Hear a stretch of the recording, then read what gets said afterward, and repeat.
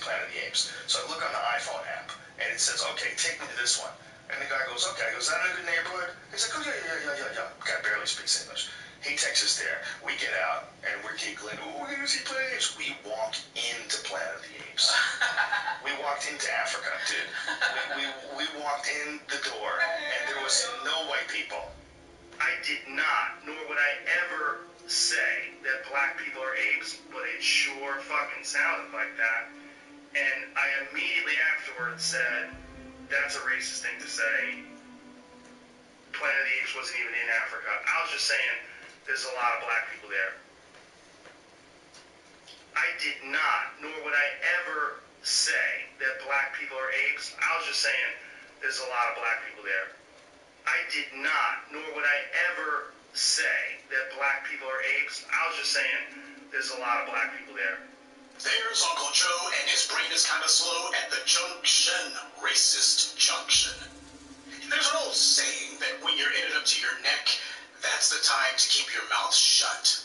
Now, for the longest time, those of us in the black media have been telling you that Joe Rogan is a mouth-frothing racist. He's been for a freaking long time. You didn't need to wait until this last weekend when India Ari put his video out there and put him on blast. You didn't need to wait till that. We've been saying it for the longest time. Joe Rogan has simply been caught out. That's all that's happened here.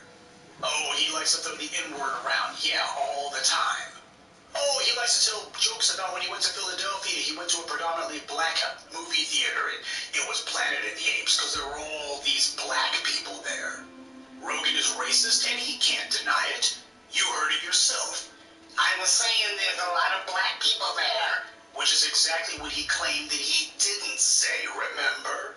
He was just so used to getting away with it for so long. I guess he figured that somehow he was flying under the radar, or that people were giving him a pass, or that basically he wasn't getting no. Come on, you got a $100 million deal for what? I don't know. But yeah, he was on the radar, just a matter of not enough people had gotten together and they hadn't aggregated. And he gets cornered and he runs around in rhetorical circles, sounding crazier by the minute. Just stirring his stomach. He was just caught up in his words. He's trying to deny it, but it was so blatant. He can't deny what he said. There's no way you could put the right spin on it. The more you talk about it, the worse it sounds. When I said it looked like Planet of the Apes, that wasn't because there were black people there. I said it because there's a lot of black people there. He didn't know whether to spit or go blind. Racist Rogan was caught out, plain and simple. He was doing so much white-splaining it was ridiculous. And of course, there's the other headlines where he got caught making all these other remarks about Africans, talking about running around barefoot and such. This guy is a racist. Every time he says something regarding black people, whether they're in the U.S. or in Africa, it's always something racist. Oh, but I'm sure that he didn't mean it. His defenses were pathetic. First, he tried to claim that he didn't say it, when we all clearly heard him say it. Then he tried to hide behind black comedians like Red Fox and Richard Pryor. I thought as long as it was in context, people would understand what I was doing. Like that context was part of the clip where we were talking about Red Fox, how Red Fox said that word on television in the 1970s, and how times have changed so much since then. Or about how Richard Pryor used it as one of the titles of one of his albums. You know, I'm surprised that he didn't try to use the Don Imus defense. Well, what about all those rappers? Why is it no one saying anything about them? They were the ones who made me do it. But he couldn't stand on his own. He had to try to find some black people to hide behind. The last refuge of the racist.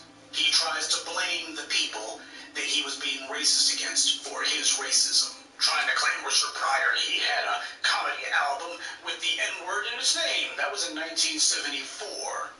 But since Joe Rogan doesn't actually know anything about Richard Pryor, he predictably is unaware that only 8 years later, after Richard Pryor took a trip to Africa, he talked about why he stopped using the N-word. I was leaving, and I was sitting in a hotel, and a voice said to me, he said, look around, what do you see? And I said, I see all colors of people doing everything, you know. And the voice said, do you see any niggas? I said, no. I said, you know why? Because there aren't any. And it hit me like a shot, man. I started crying, and I was sitting there, I said, yeah, I've been here 3 weeks. I haven't even said it. I haven't even thought it. And it made me think, oh my God, I've been wrong. I said, I ain't gonna never call another black man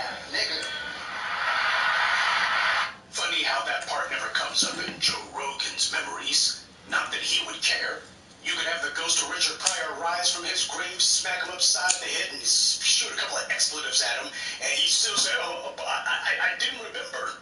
So trying to hide behind dead black comedians, that won't wash. The old white supremacist dodge, well, I heard some black people who had said it once, that ain't gonna work. And of course you had the usual suspects, the white right-wingers, and a few casual racists who would themselves claim not to be part of the white right. They were trying to defend this clown. Obviously the world's worst-smelling vagrant, Tim Pool, was whining that Joe Rogan said he was sorry, and people are still piling on him. See, this is why it doesn't make sense to apologize to these people. Tim Fool has so much wax in his ears and crap in his brain that he has no idea that nobody said they wanted Rogan to apologize. Nobody said that. No one at all. And that's the real problem. That's why he's using a straw man. Joe Rogan was giving an apology that absolutely nobody asked for. Where was anyone saying, oh, Rogan, you gotta apologize for this? People said, apology? Hell, you gotta be gone. That's the white supremacists trying to do their Jedi mind trick. You guys got an apology and you're still mad. Oh, we didn't ask for an apology. You did ask for an apology. Well, I guess we did. No, nobody asked for an apology. People have been saying for weeks that they want Joe Rogan to be fired. Nobody said you need to apologize for your vaccine remarks. They said, no, just go ahead and get off Spotify. All the money that Spotify makes off of black musicians, and they give it to racist Rogan. Now, what does that tell you? It's the same thing it always is. Michael Jordan was almost never the highest paid player in the NBA for the time he was there. In fact, if memory serves, now I'm not a sports head, so I can't say for sure, but if memory serves, he wasn't the highest paid player in the NBA. Those white guys were making more money than he was. And the same thing goes for Venus and Serena Williams, especially Serena. Yeah, whenever it comes to black folks who are in sports, they always try to make sure there's at least one or two white people who make more, or at the very least make the same thing. All that money generated by black effort, and it's going into the coffers of white racists. The last couple of days, people have only been saying that Spotify has to dump Joe Rogan. Nobody was saying we want an apology from him. Nobody wants anything from him. But this is the white right acting like the pathetic broken records they are. They only have the same one or two talking points. They've never bothered to update their material. So even when they made no sense, these clowns say it anyway because that's all they can think of. It's like when you have one of those sci-fi movies where the evil computer AI has a glitch and keeps repeating the same gibberish when it makes no sense. That's what these right-wingers are like. Now, there have been a number of names that have come up recently in relation to racist Rogan. One of them was The Rock. People are asking, hey, Dwayne Johnson, with your black father, that he is more and more trying to distance himself from. He's talking about the Polynesian roots, and he's talking about the Afro-Canadian roots so much.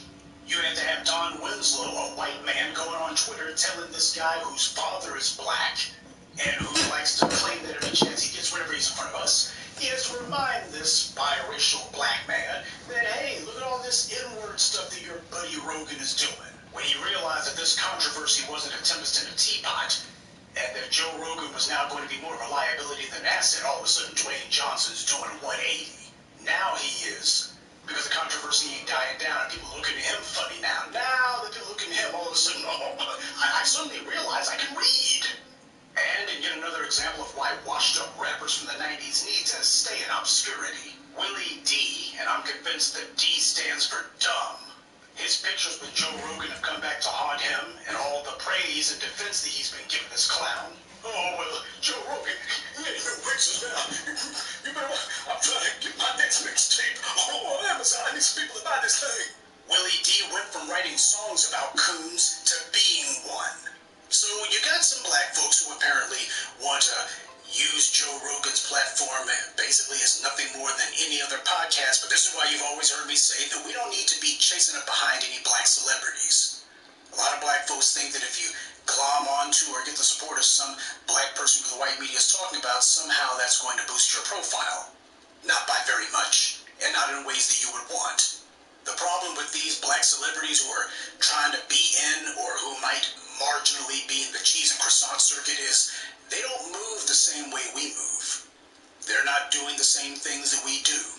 They always have some manager or agent or representative or PR person, almost always white, who they certainly got a bunch of white studio and network executives who are telling them what they can and cannot say. And they know that all it takes is just one wrong step. And you ain't gonna be like Joe Rogan. They ain't defending you. You're gonna be gone.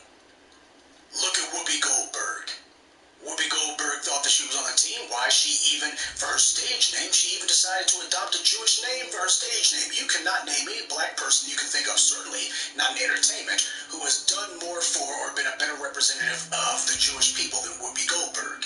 You can't think of any black person as, but all it took was not, she didn't even deny the Holocaust or question it. You had her basically trying to show how high-minded she was, and for her, that's a bridge too far. But all it took was for her to say the Holocaust was not a racial crime, it was man's inhumanity to man. Now, where in there does she say that no crime occurred? Where in there does she say that nobody was harmed or it wasn't as bad as all that? You had one person who said that it was racial. You had Whoopi Goldberg saying it's man's inhumanity to man. That's a distinction without a difference. And yet, for some strange reason, we're watching Whoopi Goldberg being dragged through the town square. And for what? She agreed that the Holocaust happened, was a crime. You have basically one person saying tomato, the other person saying tomato. But what's the deal here? What the deal happens to be is there's confusion on her part, and it's understandable, because you've also had a number of notable Jewish pundits like Stephen Miller and people like Andrew Breitbart and others. When it comes time to talk about things regarding race, they do not differentiate themselves from Aryans. In fact, people like Stephen Miller and the late Andrew Breitbart, those guys, they reflect the exact same racist talking points that you would get from any white Aryan resistance type.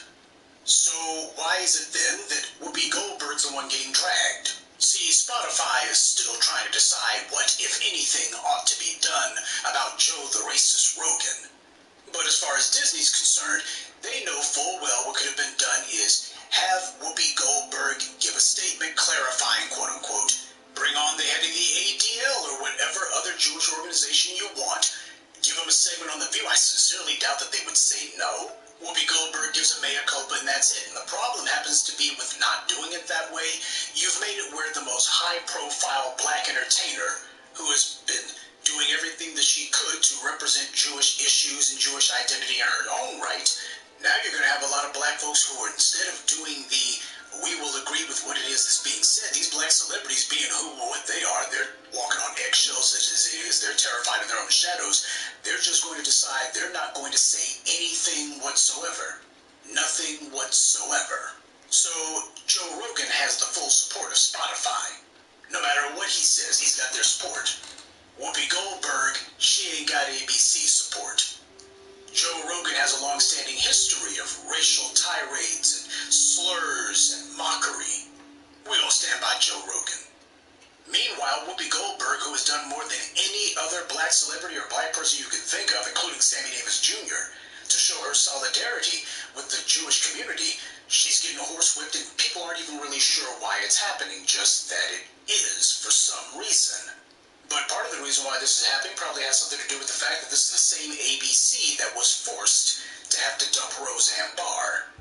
So that being the case, perhaps this is the balancing of that little equation. Whenever there's some white person, some white executive who's been caught out for a sexual scandal, they gotta drag a black person's name into it. And if they can't drag a black person's name into it, they're gonna be looking to later on try to hold some black person up as their trophy prize. We got to publicly flog this one. It's like what I was telling you about with the murderer, Jason Van Dyke. They failed to put those 16 counts of aggravated assault on him for every bullet they fired at Laquan McDonald's corpse. But when it came to Jussie Smollett, the same Chicago PD said we're going to charge him with 16 counts of perjury or 16 counts of making a false accusation because it was right after Jason Van Dyke had been charged. So this was the Chicago PD trying to do that mess. These white supremacists are always doing the exact same thing. They're always trying to find some way that whenever they take an L on something, we got to strike back immediately. It's got to be something so they can say, wink and a nod, see, we stuck it to those Negroes. But we already know that these racist so-called comedians, they're not making jokes at all. It's probably because none of them are funny. These guys are not funny. Joe Rogan's not funny. You cannot show me anything that scumbag has said that would even make me crack a smile. And it ain't just because he's been high as a kite and dumb as a brick for all of his freaking podcasts. The guy's not funny. He ain't a comedian. He couldn't make a classroom full of 10-year-olds even giggle if you filled the room with laughing gas. The guy is not funny. He's not a comedian. But then again, his so-called audience, they don't look to him for comedy any more than they look to that from Howard Stern. If Howard Stern was busy making jokes at white people's expense, do you think that the brain-dead inbreds who claim that they love him so much, you think those guys would be following him? Hell no. Oh, they're absolutely rabid in their support, as long as the white comedian is making jokes at black people's expense. Oh yeah, as long as the comedy is making sure that it makes fun of black people, then that's just fun. Oh, he's very edgy. I like this guy. Okay, well, do you like Dave Chappelle? Oh, I like Dave Chappelle. Oh, you like the material that Dave Chappelle does about racist white people? Well, not that stuff, not so much. But the stuff he says about those LGBT, those trans folk, he's not going to bend the knee. Oh, I just love that. So their support for Dave Chappelle is conditional. Only when they think they can use it to their interests. But don't let anybody lie to you and tell you that these clowns are just joking. Whether it's the Joe Rogans or the Steven Crowders, these scumbags are not joking. They're not kidding. They're serious. And so are we. Joe Rogan and that racist gaggle of morons that he considers his audience, they're finding out that when you decide that you're going to be ridiculing black people, we're the ones who will wind up getting the last laugh. And that won't be a joke either. Good day, and be one. I'd like to take a moment to mention some of our contributors. Cloudwalker Z, CJ Link, Miss Debbie. A fool is a poor judge of character, particularly their own. Tonight's video address is applicable to a large number of interpersonal relationships that black people have. Of course, there is the ongoing issue regarding black immigrants and their treatment of FBA DAS people. This is going to touch on that, but it deals with much more. At the risk of sounding overly dramatic or pretentious, it applies to most levels of interpersonal relationships that black people have. Now, before we begin, do not do any blanket condemnations of black immigrants in general, if you please. We have many here who know where it's at and what the deal is, and keep in mind there's a number of black immigrants in this space who are every bit as put out with the behavior of those who have chosen to bootleg as we are. So before you post, just keep that in mind. Now, right off top, nobody has the right to treat you with disrespect. People who take you for granted, who mock you, ridicule you, or make it a point to degrade you, these are not people who deserve your time. Of all the things that you should require of other people, respect must be at the top of that list. Without that, it's impossible for you to have any sort of dealings. Not for the long term, you can't. And you certainly can't have dealings that you can trust. There's an old saying among marriage counselors: a marriage can survive the death of a child, but it can't survive the cap being always left off the toothpaste, a wife who's always nagging, or a husband who always leaves a toilet seat up.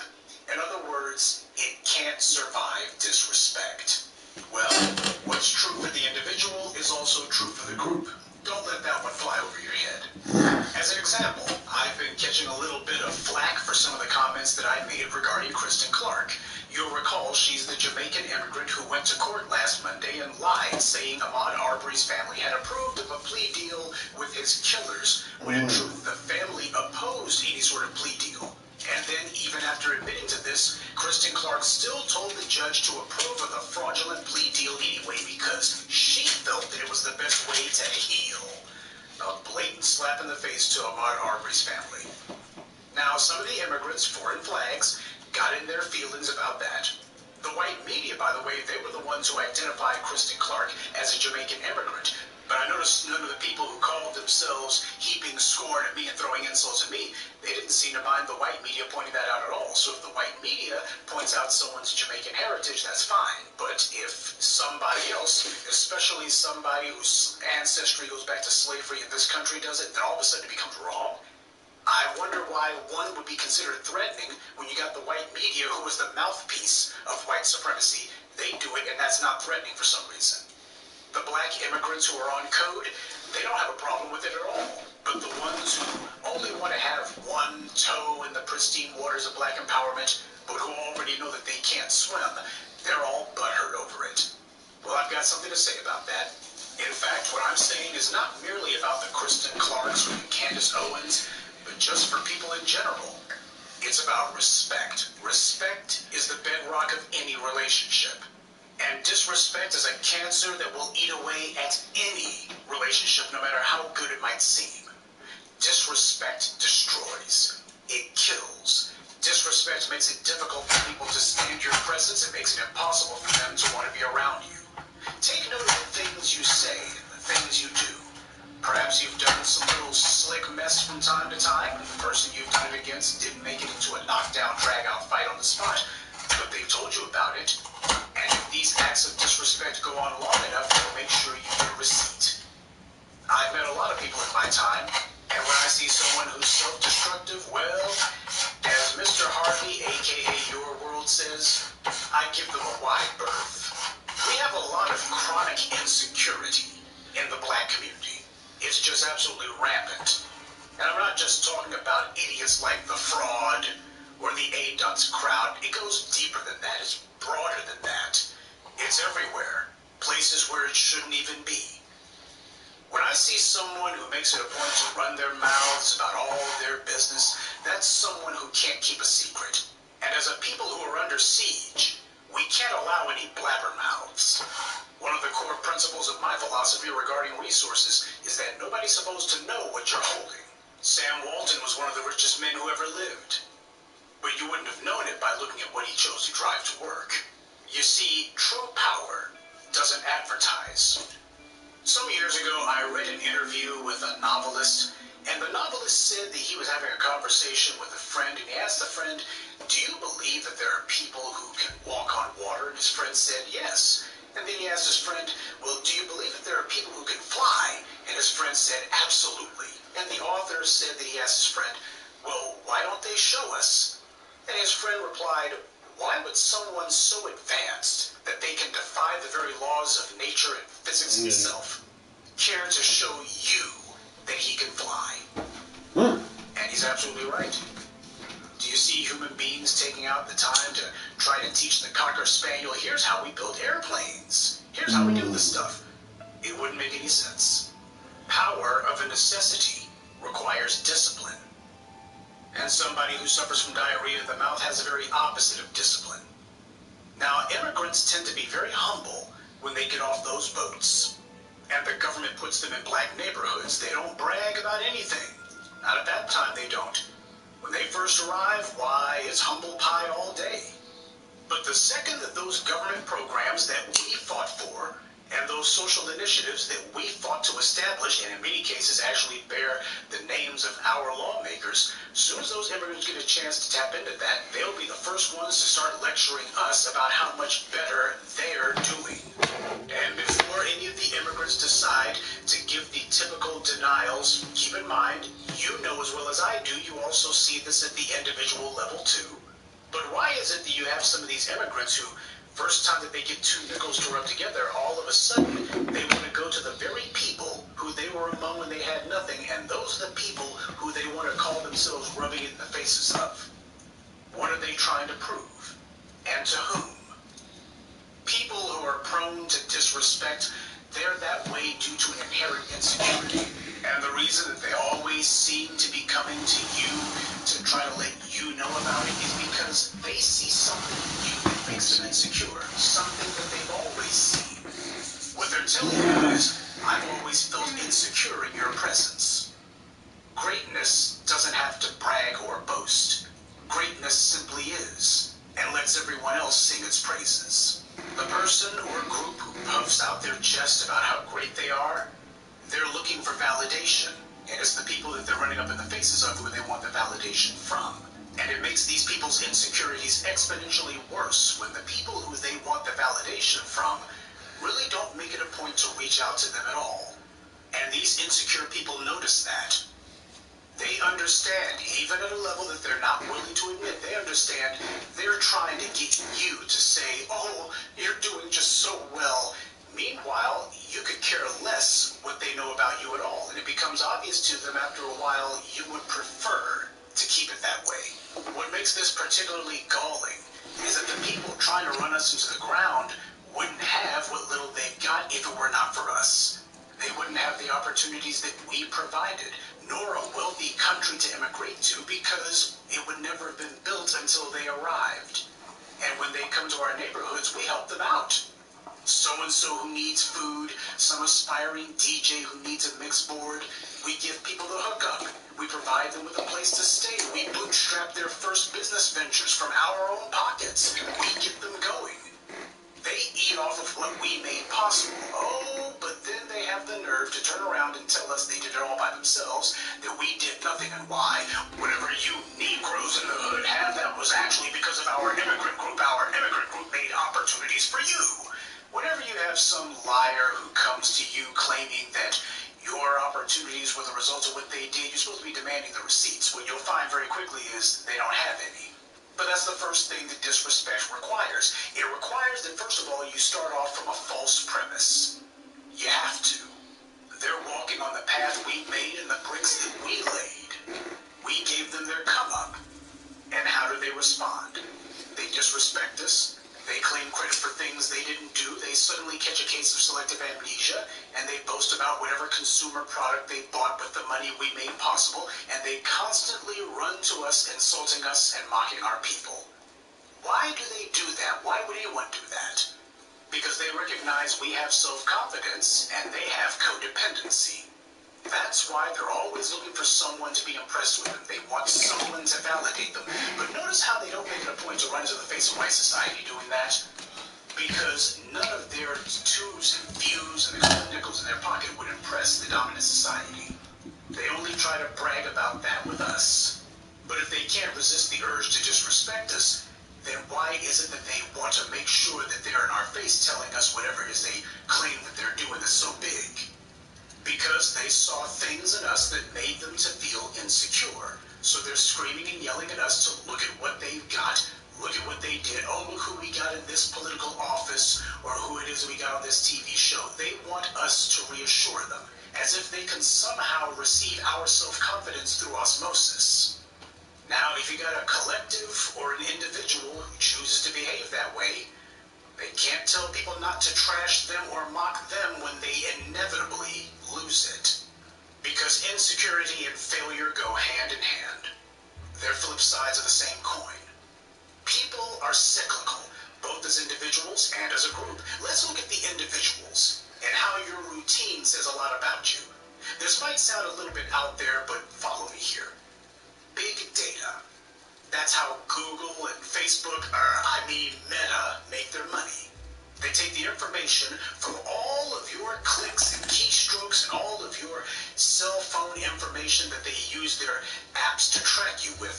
They take all of that information and they sell it to corporations. And looking at how these companies are the richest corporations on the planet, that gives you some idea of just how valuable your information is. This allows these corporations to make what they call a behavioral profile. Now, a behavioral profile doesn't care about your name or your race, though I should add that the white men who own these companies do. Anyway, the point is, if you were to look at your life, for instance, your buying habits, when you go to work, when you get gas, how much gas you buy, when you watch television, what shows, when you exercise, even informal things like when you pay your bills or when you get medical care, you would find pretty quickly that it would look like a cardiogram. It would be a rhythm of peaks and valleys happening at the exact same time, every day, week, month, year, etc. You would see that there's a consistency to it. You could practically set your watch to it. Someone could watch your life's routine and they could predict almost exactly when you'll go to work, when you'll have breakfast, what you'll buy, and how often. That's what a behavioral profile is. And it's very powerful for the person who has that information, because most people are unaware of these things. They give no thought to it.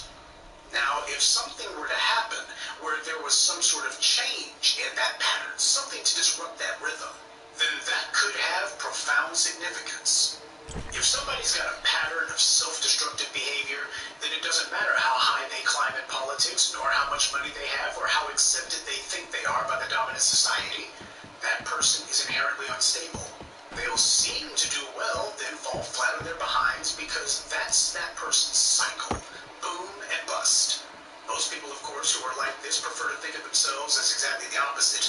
They choose to perceive themselves as having a pattern of getting knocked down, through no fault of their own, of course, and then picking themselves back up again with no one's help other than their own, by the way. Instead of seeing the boom and bust cycle that actually exists, they prefer to see bust and boom. No matter how many times the cycle happens, they never seem to realize the order that it's going in. Now, what's this have to do with behavioral profiles? Well, as I've been saying and will continue to say, what's true for the individual is also true for the group. Take a look at a group's history, and you'll see certain cycles. There's a reason that countries in the Caribbean have been politically fractured and socially chaotic for so long. Yes, the white supremacists have stolen their resources and have tampered hideously with their internal politics, but there's a flip side to that equation. That's only part of the problem. Otherwise, when these immigrants get to the U.S., they would be the last ones to trust the dominant society. Instead, as we've seen, they're doing the most to run into the arms of the same white supremacists who they say wrecked their countries in the first place. You cannot scapegoat white power for wrecking your country in the Caribbean, and then when you get here, immediately run into the arms of those same white supremacists. You can't do that and then claim, well, that's the problem. Brother Tariq has been on Twitter, and he's been promoting a conversation about the rift between black immigrants and FBAs, and when he asks why these countries are in the shape they're in, the answer is always the same. Because of our government. That's the go-to response heard across the board. It's as predictable as night follows day. But when one looks at the society, we see patterns of internal strife and backstabbing. Not just once, but we see it repeatedly. Haiti has street wars going on right now between various gangs of bandits. And you see the same thing in Jamaica. It's not as violent as what's going on in Haiti, but it's still there. That's not the International Monetary Fund's fault. When Haiti overthrew the French, they immediately began paying the French reparations. When the U.S. came and took over the island of Navassa, Haiti's government didn't do anything about it. So already from Haiti's very origins, we've already been able to see a pattern of internal capitulation and external passivity. And to be fair, they're not alone. We in the U.S., we have cycles in our history as well. For instance, our ancestors here in the United States staged many slave rebellions over the centuries, but most of them were betrayed from within. In the 20th century, from the Bureau of Investigation's House Negroes who took down Marcus Garvey, to various bootlicks who came against Dr. King, to the FBI and even CIA infiltrators who wormed their way into the Black Power organizations, we've always had a problem with letting the people who will betray us sit down at the table with us, breaking bread with them, and no matter how many times they stab us in the back, we keep giving them another chance to do it. That's our pattern. And it's foolish to deny it because it's manifestly obvious to everyone. Everybody's been taking advantage of it because they can openly see it. Some of us think that if we deny it, that it's not there. Our fatal flaw has been that we've been too willing to open our arms to everyone, even when they're carrying a knife. That's a bad habit we've got, a bad cycle. And for those of you who are taking umbrage with the current conversation going on now, all that's happening is we're in the process of breaking a bad habit. We're in the process of breaking a cycle.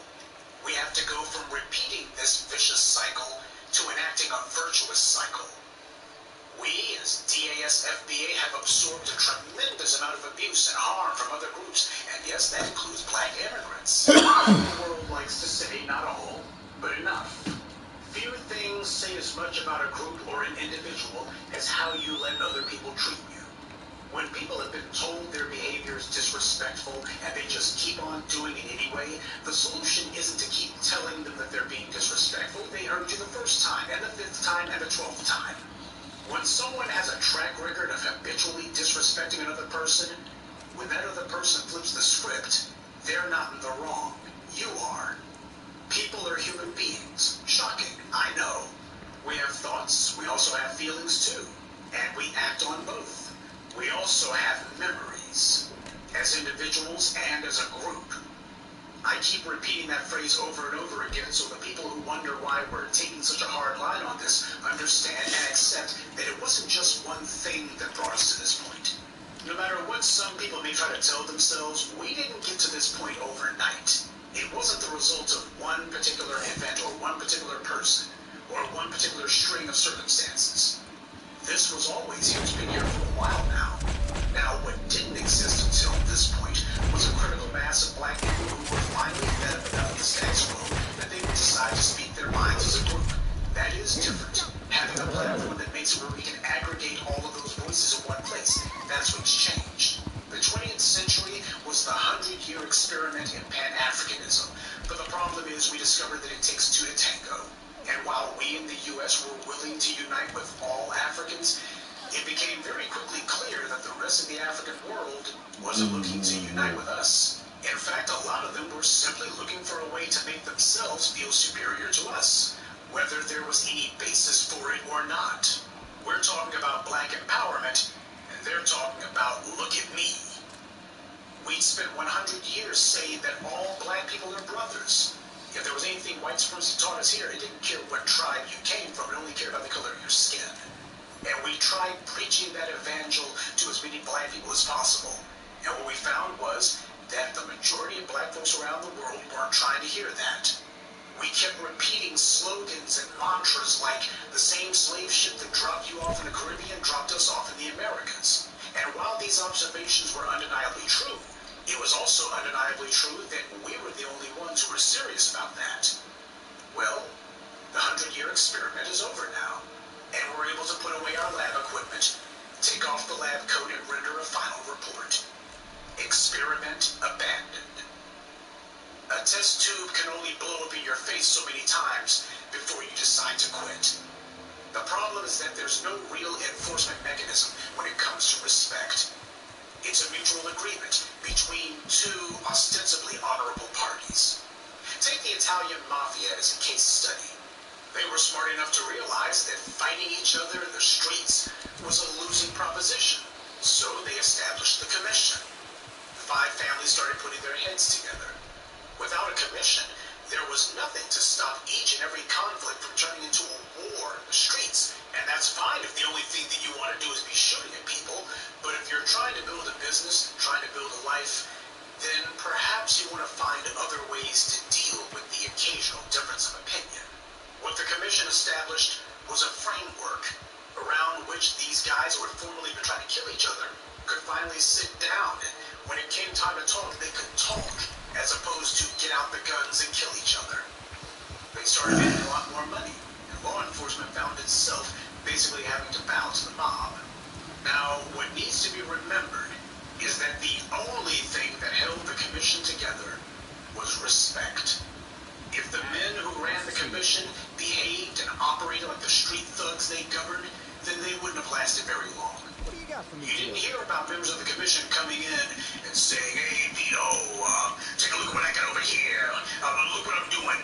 If they didn't do that mess. You watch shows like The Sopranos, busting chops, especially for the most ignorant members of the group. That was their daily pastime. That seemed to be the main thing that they did. And that's fine when you got a street soldier or an associate, because he ain't running anything. But if you're a boss, you don't make it a point to be doing that kind of thing. And you certainly don't try it with other bosses. You see, the kind of insults and digs and denigrations and dirtbag behavior and habitual disrespect that's rampant in the black community, the men who ran the commission didn't operate that way at all. They weren't children, and they weren't low-level street dudes either. There was no need to kill any of the commission members who showed disrespect, because if you showed disrespect, if you had a reputation like that, you wouldn't have been on the commission in the first place. Respect is the central pillar. Without it, there's no point in even trying to build anything. Well, the problem is, we don't have a commission. That means that there is no organized group to enforce any sort of rules. So, if you have someone who just insists on being disrespectful, conflict becomes inevitable. Without respect, this is all you're left with, because there's nowhere else to go. Now, you can try not fighting, but when someone is being disrespectful habitually, there's only so much turning the other cheek or laughing it off or attempting to wait to see if this person grows up that you're going to do before you finally decide something has to be done. We've learned a painful lesson. I suppose it was just something we had to go through, but people are cyclical in nature. When you have someone who has become accustomed to disrespecting you, and they make it a point to try to downgrade you when you've said and done nothing to them, or if this person makes it a point that they want to run in your face either to insult you or to pat themselves on the back, at what point do you say, I'm not going to be part of that? And you do have a say in it. That's what we're telling our family here at home. Now, you can't stop stupid people from being stupid. You can't fix stupid. But you can make it clear that you won't suffer fools gladly, and you won't allow yourself or your group to be abused. Now, what happens when you finally make it indisputably and arguably clear that enough is enough? What happens when the other party who's been accustomed to disrespect understands you're putting a stop to it? Well, take a look at the responses that we've seen over the last month or so. They'll play the victim. They're shocked. They'll claim that all they ever did was to help you. The lies will come hard and heavy, and disrespectful people are always trying to take credit for things they had absolutely nothing to do with. So many white supremacists say that their ancestors built the U.S., when most of them didn't even get to the U.S. until the 1880s. Over 100 years after the country was founded, and nearly 400 years after the first Europeans showed up, and their first settlements ended with them dying. The country that most of the white population's ancestors came to was a country that was pre-built. It already existed. It already had teeming cities and industries and a prosperous government, all of which built by our black labor. So for someone to come along and try to take credit for something they didn't do, it's typical of disrespectful people. Their insecurity is showing.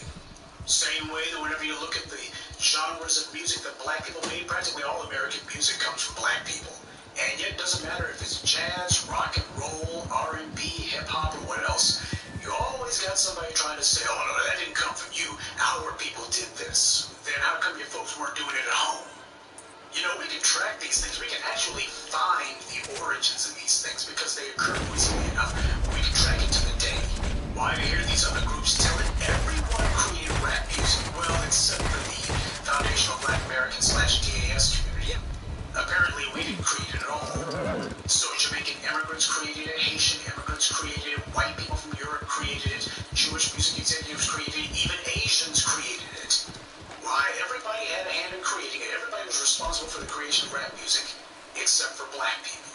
Those of us who came out of slavery in this country, apparently the ones who were most responsible for bringing it to the world, the ones who actually were playing it in the streets and house parties before anybody even knew it existed, we didn't have anything to do with it. Everybody else did except for us. Right? Now, if these people were actually so instrumental and key to creating these things that we clearly had no hand in, anytime you got some scumbag who tries to tell you that they did this and you didn't do something and why, whatever you think you have was a result of what they did, then tell the bastard to destroy it. Tell him why you should be able to easily destroy it then. You got somebody trying to say that our people didn't make this or that, then by all means, go ahead and destroy it. It'll be easy for you to because you were the one who made it. Except they can't.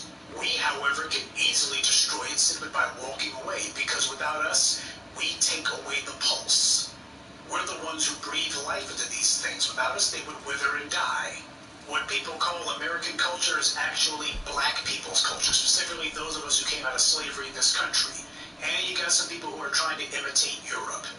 That's so-called American culture. Without us, I don't know, maybe they'd be running around doing like the beatniks did back in the day, trying to find out if there was something from Asia for them to imitate. When you go to Asia, you see them trying to imitate us as well.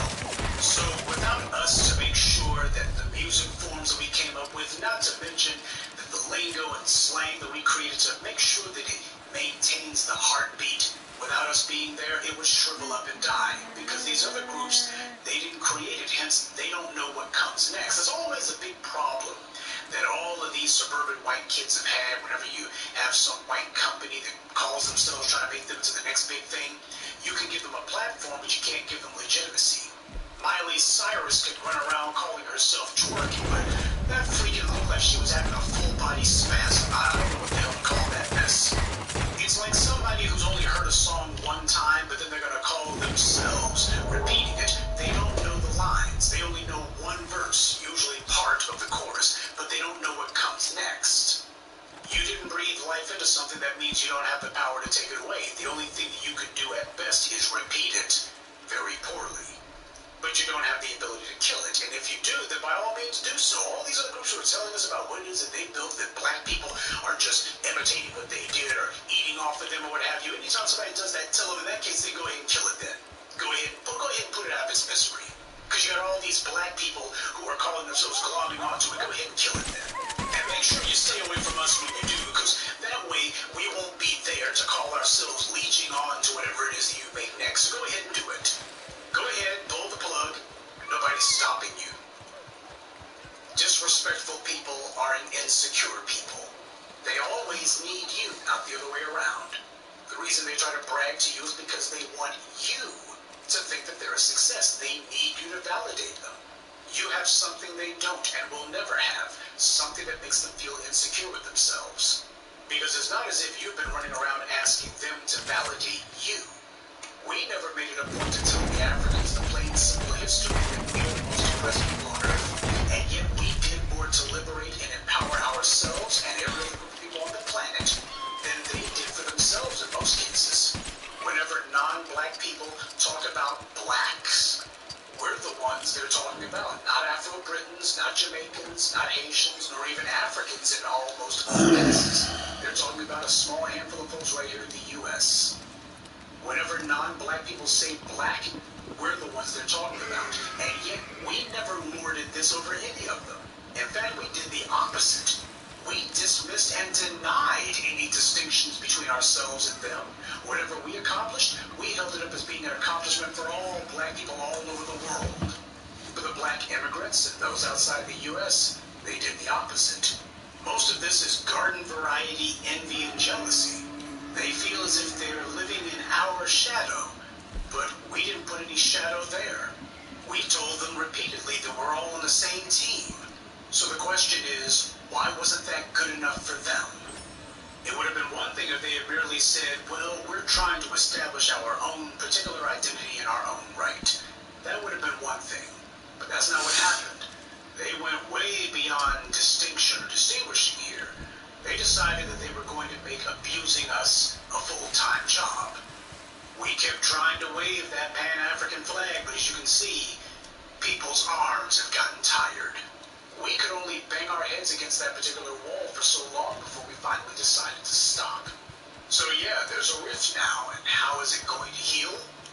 I'm not sure, because we weren't the ones who caused it, and we're not the ones who perpetuated it. When will it heal? When we're able to look back and see that there's been far more years of respect than disrespect. Time can heal this wound, but without honesty and a change of behavior, nothing will be healed. Because there's something between us that previously didn't exist before. Doubt. It's one thing to not like someone, it's another thing entirely to not trust them. So that's what's going wrong here. And no, I'm not going to promote the falsehood that both sides are equally to blame. Do we bear some culpability for being habitually naive? Sure. But we bear no blame, because blame is for those who are malicious or careless. And we were neither. We haven't suddenly changed. We didn't get up one morning and decide to cut anyone off. This discourse that's going on has been going on all along. More and more of us are saying it, which is making it harder to escape having to deal with, and that seems to be what's got people shook. This is an internal dispute that's been going on for a few generations now, and we all know it. That's part of the reason why we can all make references to it going back several decades. The only thing that's changed is that it's out in the open, with enough of us saying it consistently so that it cannot be ignored. This has been here all along, and it's way past time that we had an honest discussion as to why that is. Now, there's been a lot of anger that's been coming from black immigrant groups whenever this discussion comes up. And as I've always taught you, when somebody shows an expression of anger, anger and fear are often, not always, but they are often flip sides of the same coin. So what is it that the black immigrants seem to be concerned about? What's got them worried? What's made them fearful, for want of a better term? It certainly can't be physical harm, because we have never harmed them, nor have we expressed any desire to. We're talking about drawing a distinction between ourselves. Nobody said anything about destroying anyone else, or even a division for that matter. Merely a distinction. And that seems to be what's got people worried. Why is that? The concern seems to be that if the majority of black people in the U.S. distinguish themselves from black migrants, then the dominant society won't be giving the migrants opportunities. And they simply do not have the numbers or the resources to have a substantive counter to that. They need the majority of black people if they're going to be pushing back against that. But is that a problem for us? Nobody told anyone to hitch their wagon to the dominant society's star. It's time for some people to start doing some introspection, examining their own behavior. When you have dealings with other people, What kind of dealings are they? What's the tone and tenor of them? Whenever they see you, is it because you're calling to see how they're doing? Do you express genuine concern with their condition? Or is it because you're bored, or you feel like unburdening yourself, or because you want to brag about something? When you're in this person's presence, do you act with respect? Or do you go out of your way to show how much disdain and disrespect you can display? When you've been told you're out of line, do you dig in your heels? Do you become belligerent? Or do you get humble and find out what's going on and then change your behavior? Now, of course, you can't change someone else's behavior. You can only change your own. If you tell someone their behavior is a problem and they still keep at it, then you're left with no other option than to put them on notice, forcibly. Some people have hard heads. It would be best if they listened, but not everyone wants to do that. When someone's finally had enough, they're not going to send you a neatly typed double-spaced letter. They'll simply stop the delivery. You'll be calling them, but you'll notice that they never call you, or at least it's going to be very, very rare that they initiate any contact with you. That's the way it's going to be. Or, and follow me here, or what if black folks decide that we don't let it get that far? How about you start showing some respect? It's easier than you think. Good evening, and be one. I'd like to take a moment to mention some of our contributors. Larry Beard, Federica Moore, Alfredo Roberts, Wade Blanks, and Mandisa. Salute to them and thank you to everyone for listening, liking, and sharing this message. Black empowerment only exists because of you.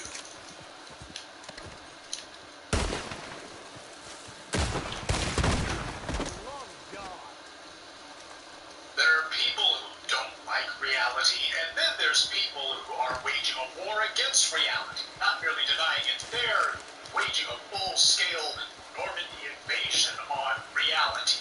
You know, it seems that I can't have the opportunity to try to examine a social issue, or to try to do research on a subject, or to even try to take in the dogma and the political diatribes from white media without having some white male who decides that they've got to sprinkle in a heaping helping of their own delusions into the proceedings.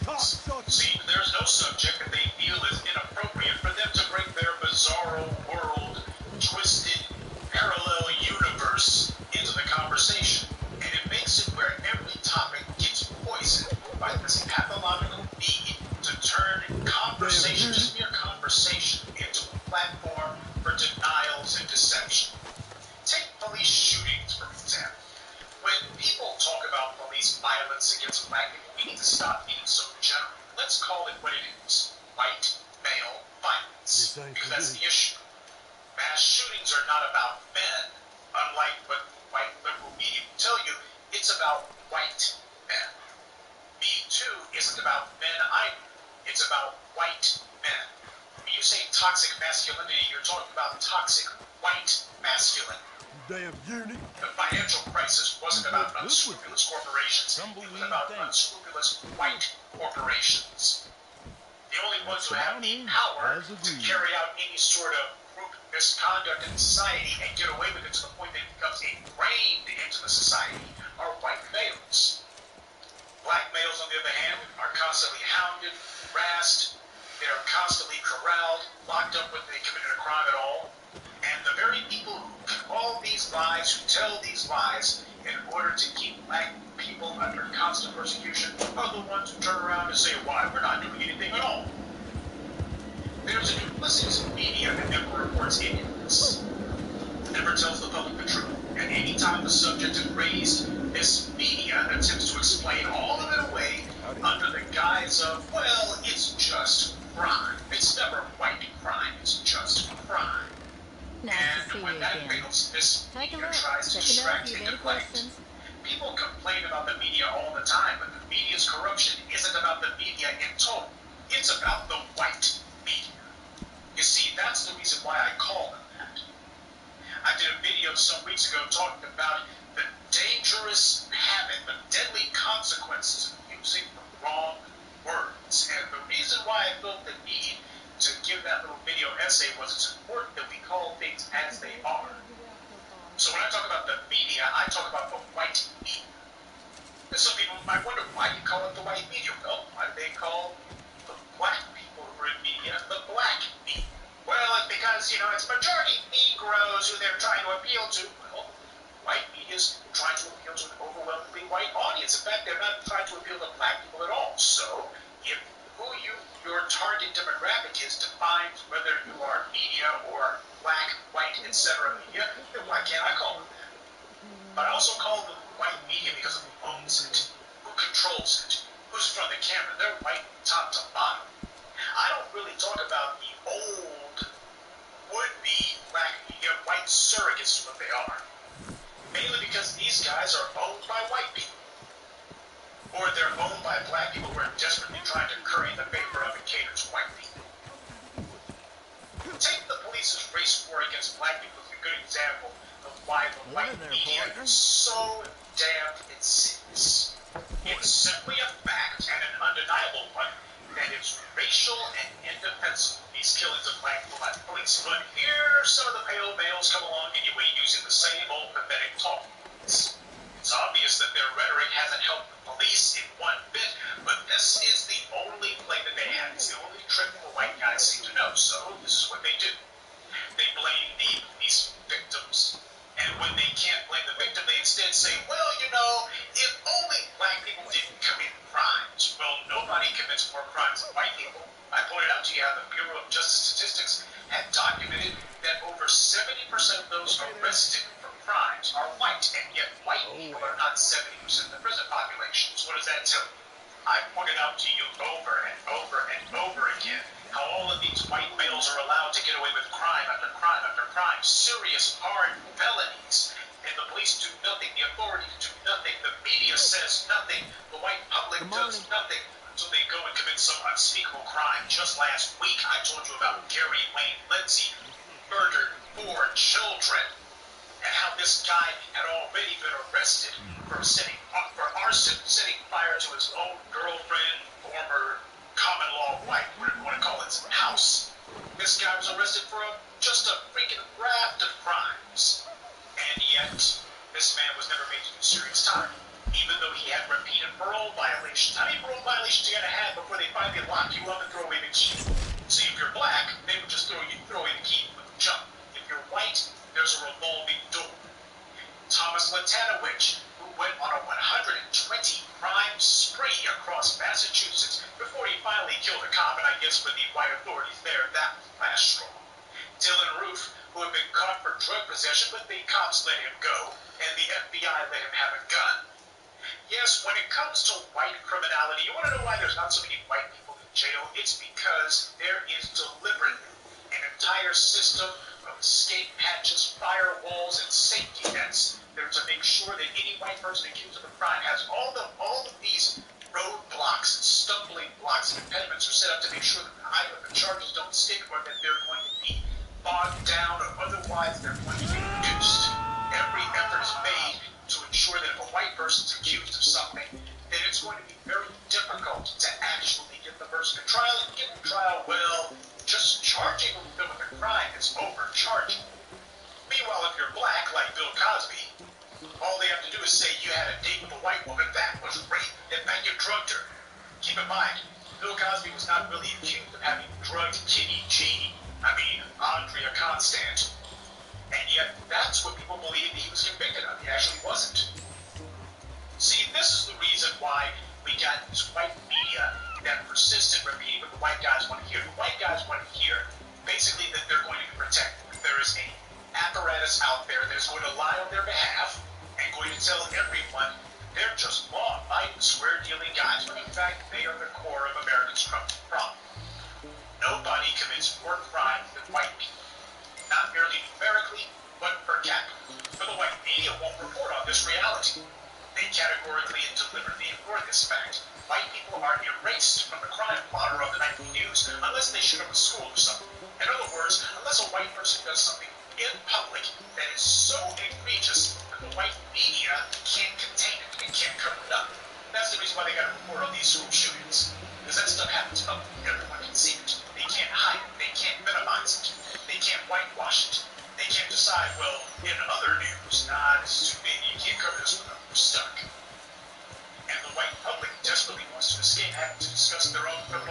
ideology.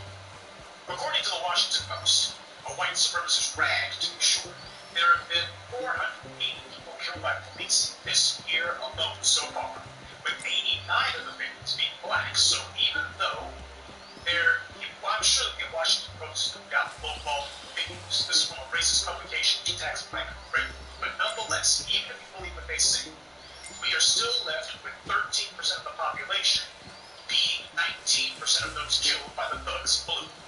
And this is a white media outlet. Same Professor Black Truth.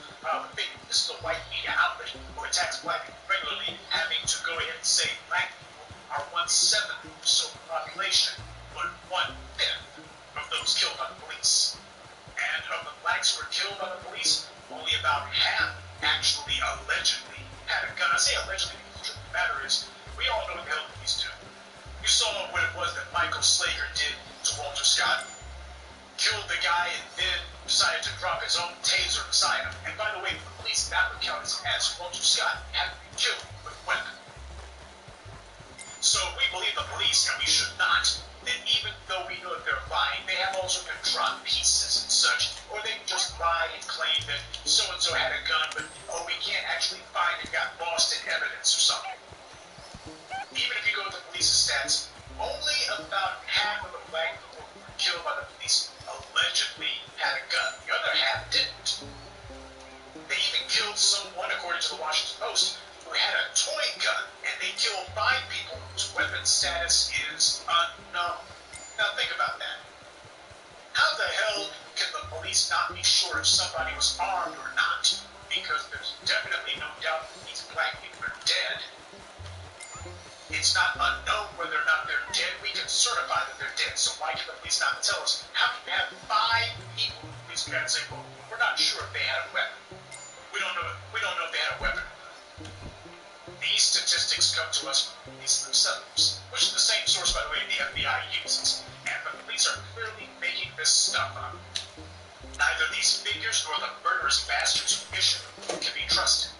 Now, if you go to the National Law Enforcement Officers Memorial Fund website, you're going to find that to date, there have been only 70 police officers who died. And that's in total, 70 who have died in the line of duty.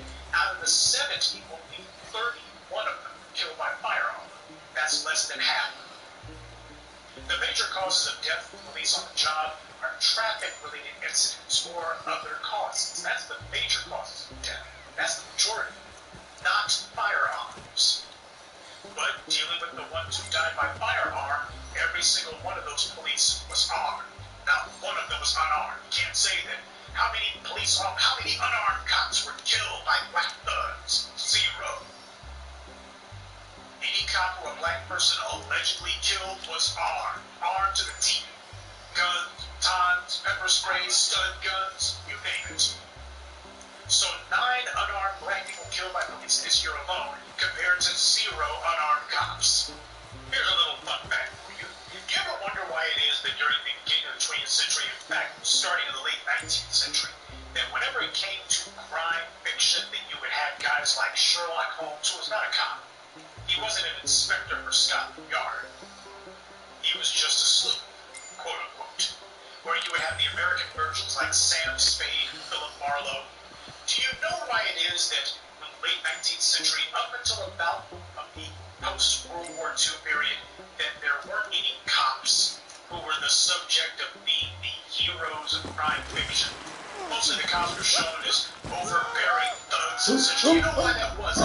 That the writers, whether it was Raymond Chandler, or whether it was Arthur Conan Doyle, or James Payne, or whomever, do you know why it was that they decided to go with private detectives for their protagonists and not police officers? The reason why is the police were hated. At the beginning of the 20th century, turn of the 20th century, the police were hated. You couldn't put cops out there because the cops' reputation was horrible.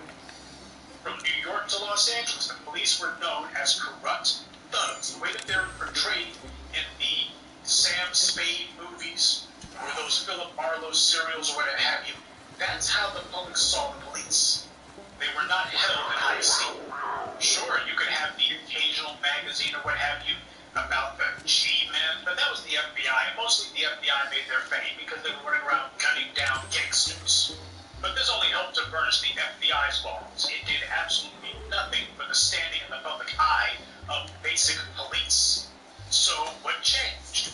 What changed was a former washout from the military named Jack Webb, who decided that he was going to take his love of kissing police officers' behinds, and that he was going to make a career out of it. So in 1949, this guy decided that he was going to create a show called Dragnet. Well, it started off on radio, but eventually got picked up as a television series, which everybody is probably familiar with. Ran for about 7 seasons. And I know that a lot of you don't believe in actually chasing down interviews of people online, so I've decided to just go ahead and mention from Wikipedia, because I'm sure that people will look at that. Jack Webb gave his reason for why it was that he decided that he wanted to do a show about the police. That apparently he was angry about the ridiculous amount of abuse to which police were subjected by the press and the public. And keep in mind, this was back in the early 1950s. We ain't talking about Black Lives Matters. We ain't talking about NFL protests. We're not talking about hands up, don't shoot. I think we need pale males who want to do their predictable bitching and complaining about how the police do a dangerous job and give no respect. Well, you know, back when America had a much higher ratio of white people to everyone else, back when white people were a much higher percentage of the population, the 1950s, which so many white people want to go back to, Jack Webb was talking about how the police were subjected to a ridiculous amount of abuse by the press and by the public. I don't think that there were any black identity extremists back then who were trying to turn the public against the police. But it got even worse, mainly because Jack Webb, with his out-of-control butt-kissing of the police, he decided that the tack he was going to take, and this is the one that has endured ever since, he wanted to show the police as being just a bunch of working-class heroes. Oh, we gotta humanize. Well, if the police didn't do so much to demonize themselves, perhaps they would be perceived better. But the problem isn't the police themselves. The problem happens to be the culture that the majority of police officers come out of. And that culture is white culture. We have to call these things as they are. The reason that the police are so disliked is for the reason that so many Caucasians are so disliked, not just in the U.S. but abroad. Their behavior for over half of the millennium has been analogous to an animal having gotten out of a cage. Neo-Neanderthals on a rampage. When you go to Japan, you see signs up that say no foreigners, except by and large, those signs are mostly in reference to white foreigners, principally in the United States and Australia.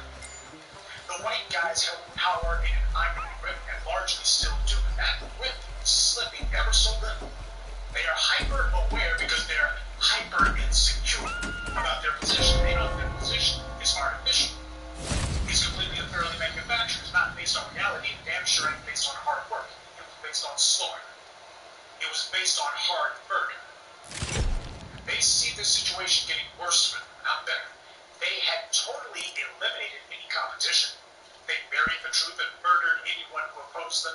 Then they lied about it all and used their media to pretty up those lies and try to lend these lies an air of credibility. They have used a ton of lies to justify all the corrupt and murderous ways that they've destroyed others and were to hold on to power that they shouldn't even have.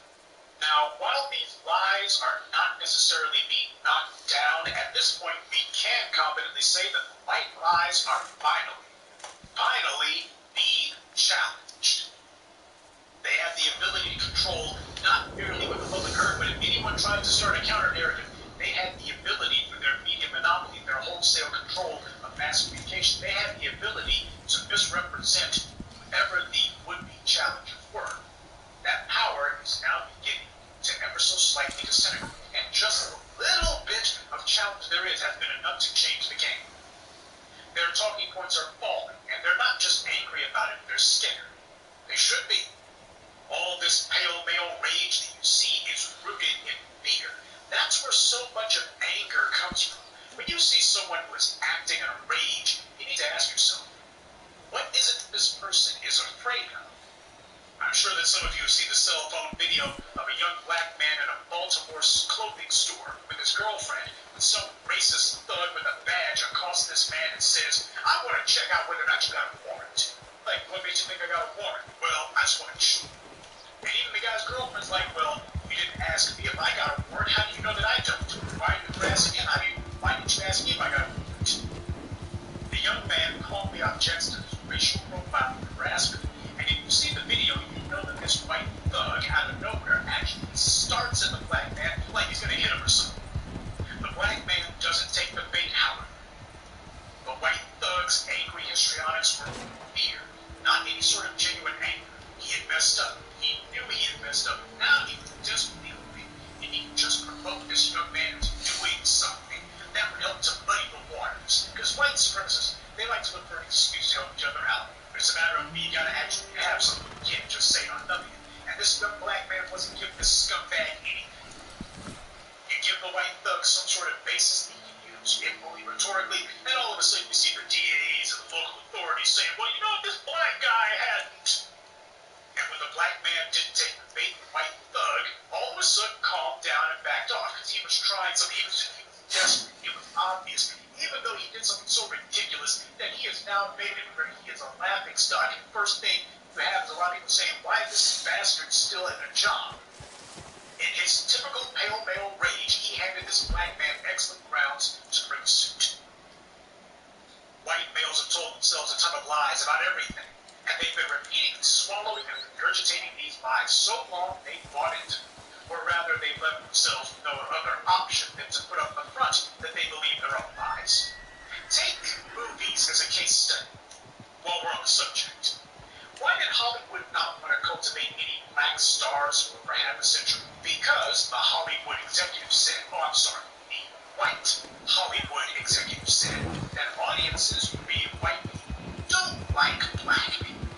Now, they said this presumably with a straight face, even though Amos and Andy was the biggest radio program and later movie serial in the early 20th century media. White people love black people, albeit as common. Hollywood would claim that they couldn't have black leads in their movies. In fact, you can't even have black people featured prominently in a movie because, well, it's because of racists in the South, you see. Those racist Southern audiences, you see. It's not us as Hollywood executive, white Hollywood executives who are discriminating. It's those bigots in the South. Now, as I've always told you, the men who run the media see the public as a bunch of mouth-breathing morons. They have nothing but contempt for the very people who watch their crappy movies and TV shows. The only time that they ever bring up the public's opinion is if it's something that they themselves agree with. Because they damn sure don't bring up the public's opinion whenever the public says that this or that movie or this or that TV show sucks. Then all of a sudden they don't want to quote public opinion. All of a sudden public opinion is not going to influence the decision that they make. But when they say, oh, well, there are Southern audiences who don't like black people, all of a sudden, well, we got to do what the audience says, don't you know? Of course, you don't see audiences clamoring for gay or LGBT content, and yet you got these TV networks and these movie studios shoving it down the public's throats anyway. Public opinion be damned. So when white Hollywood claims that white audiences don't like black people, what they really mean is white movie executives don't like black people.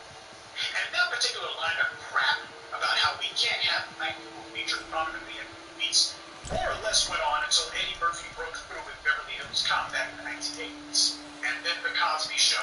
And then in the 90s, Will Smith became the most bankable movie star on the planet with blockbuster after blockbuster. And not just domestically, but globally. It was painfully obvious that black people could sell tickets and they could outsell white people. And that the old line about Americans not wanting to see black people simply wouldn't wash. So the pale males in charge of Tinseltown were forced to move the goalposts back. They couldn't justify not producing black movies on the ground that American audiences just couldn't stand black people. So the new line came that international audiences couldn't stand black people, especially with Asians.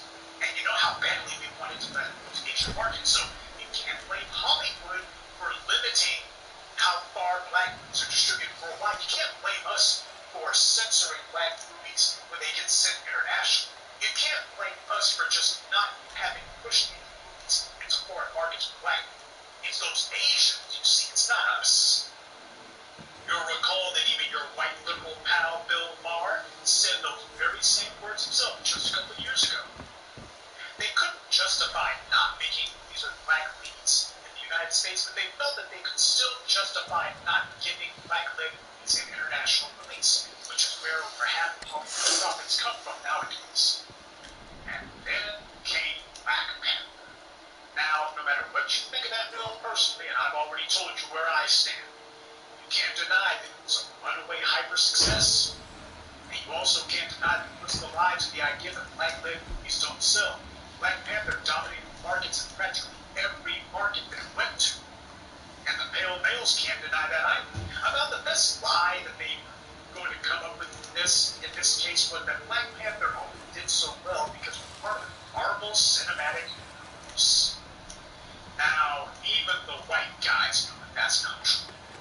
Because if all it takes to make an unknown comic book character into a billion-dollar franchise is to just slap the Marvel logo on it, then why is it that only like 3 or so Marvel movies have broken $1 billion?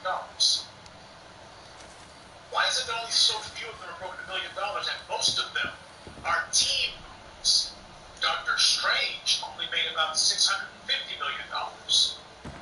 And Thor Ragnarok, which was the third one of the series, did $850 million, didn't even get $1 billion.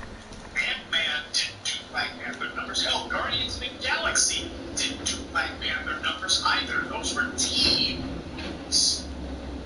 So did the public just not know that those were Marvel movies? What's the line for the pale males going to be?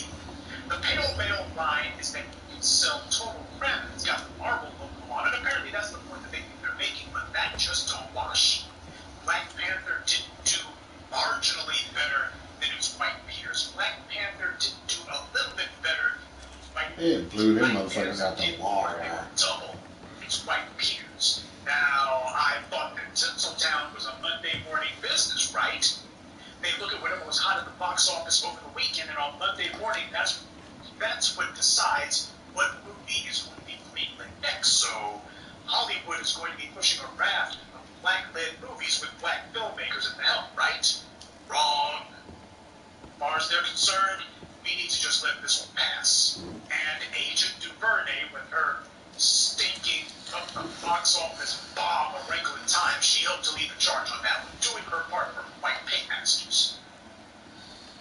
You can't credit Black Panther's success to nothing more than being a Marvel movie, because then you have to explain why these white guy-led Marvel movies, which apparently were so much better than Black Panther, failed to make even half of what Black Panther did. And apparently the early box office tracking for Ant-Man and Wasp, that thing's going to potentially be Marvel's first dud.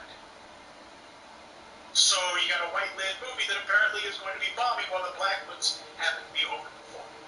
The white guy's entire argument for decades has been that the reason we don't get more black-led fare is because, well, black movies don't bring in as much money as white-led. He said, well, that's because of white audiences. You know, white people want to see themselves on the screen. So whenever they're proven wrong, yet again, the line that it was something has gotten something else. And just like with Will Smith, no matter how many back-to-back black blockbusters there are, the pale males are never going to admit they're wrong, because the principle that they're trying to uphold has nothing to do with movies or profits or intellectual property.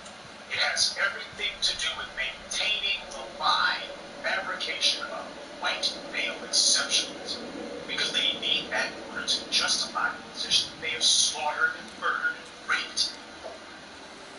Barack Obama won re-election, but rather than admit that they were wrong, the pale males were reduced to blaming illegal aliens. The white guys are cracking up. Sure, they see Trump's election as being wet, but the problem is they can clearly see where the trend is going. Isn't that what Richard Spencer himself has talked about frequently? He will admit in one breath that, yeah, the white guys have got the upper hand on all front, but he said, where's the trend going? You can see the writing on the wall. Yes, the white guys will have a couple of wins along the way, but clearly, as far as they're concerned, critical mass of them, the overall trend for them is down and eventually out. They've done everything they can to avoid having to compete with Now they're once again in an environment where it looks like they're going to have to actually earn their keep. And they realize that they're totally unequipped to do it. Because they've conditioned themselves to be unable to compete. Things have to be handed to them. Then their media tells them that they earned it. And they buy the hype. Because truthfully, for them, having things handed to them, that's a normal state of affairs for them. That is standard operating procedure. To white people, this social welfare is earned because that's all the society has ever required them to do. That's normal for them.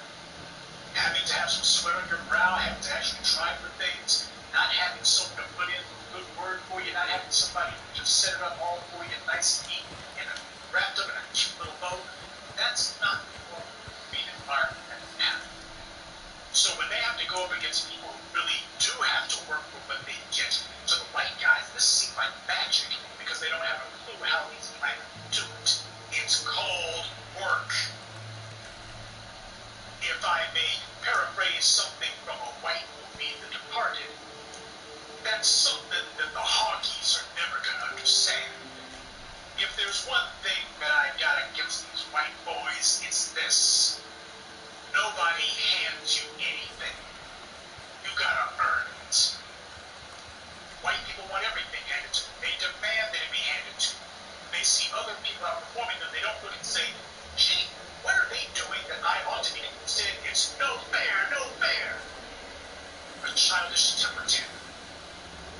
Now that their guarantees are being made just a little bit uncertain, even if it's only on the margins, the fact that it's even their situation made marginally something resembling no longer a guarantee. They want something to hand it to them. They don't even know how to fight for their survival. Mindless destruction isn't the same thing as fighting for survival because destruction may get rid of competition, but it doesn't mean you earn over your head or ensure the longevity of your project. The white way of life has created a completely unsustainable world order. They gobble up the world's resources faster than the planet can replenish them. They're destroying the environment faster than the environment can recover. They're on self-destruct, and the problem isn't just fossil fuels or a consumer-based economy. The problem is him, the way he is, his unchangeable destructive nature. He hates decency, he resents reality, and he's afraid of the truth. He sees that the lies he's told himself are now proving to be false, and he doesn't have a plan B. His entire plan rested completely on his lies being true. He covered his eyes from the facts, repeated his lies until he bought into them. Reality is now the truth. He can't hide his eyes any longer. White men have always derided anything that black people have done or invented as being inferior. Even when it's proved to be more popular, such as jazz or sports, white guys still deride it. These empty white denials do nothing to stop black people dominating these arenas. There is no such thing as an American. American is supposed to be a concept. We've heard that a million times, and it's true. But if there's any group of people who can actually say we have created American culture, that's black people. We are not trying to imitate Europe. We're not trying to imitate Asia or incorporate something else. Having been cut off from African culture, we create something totally different, an identity that is distinct from a lot of others. If anything, black people are the real Americans. And we see this same empty pattern of denial from them about this fact even now. When black movies outperform the white ones, it may make the pale males feel better to say, well, those movies aren't any good, buddy. But it doesn't change the fact it's happening.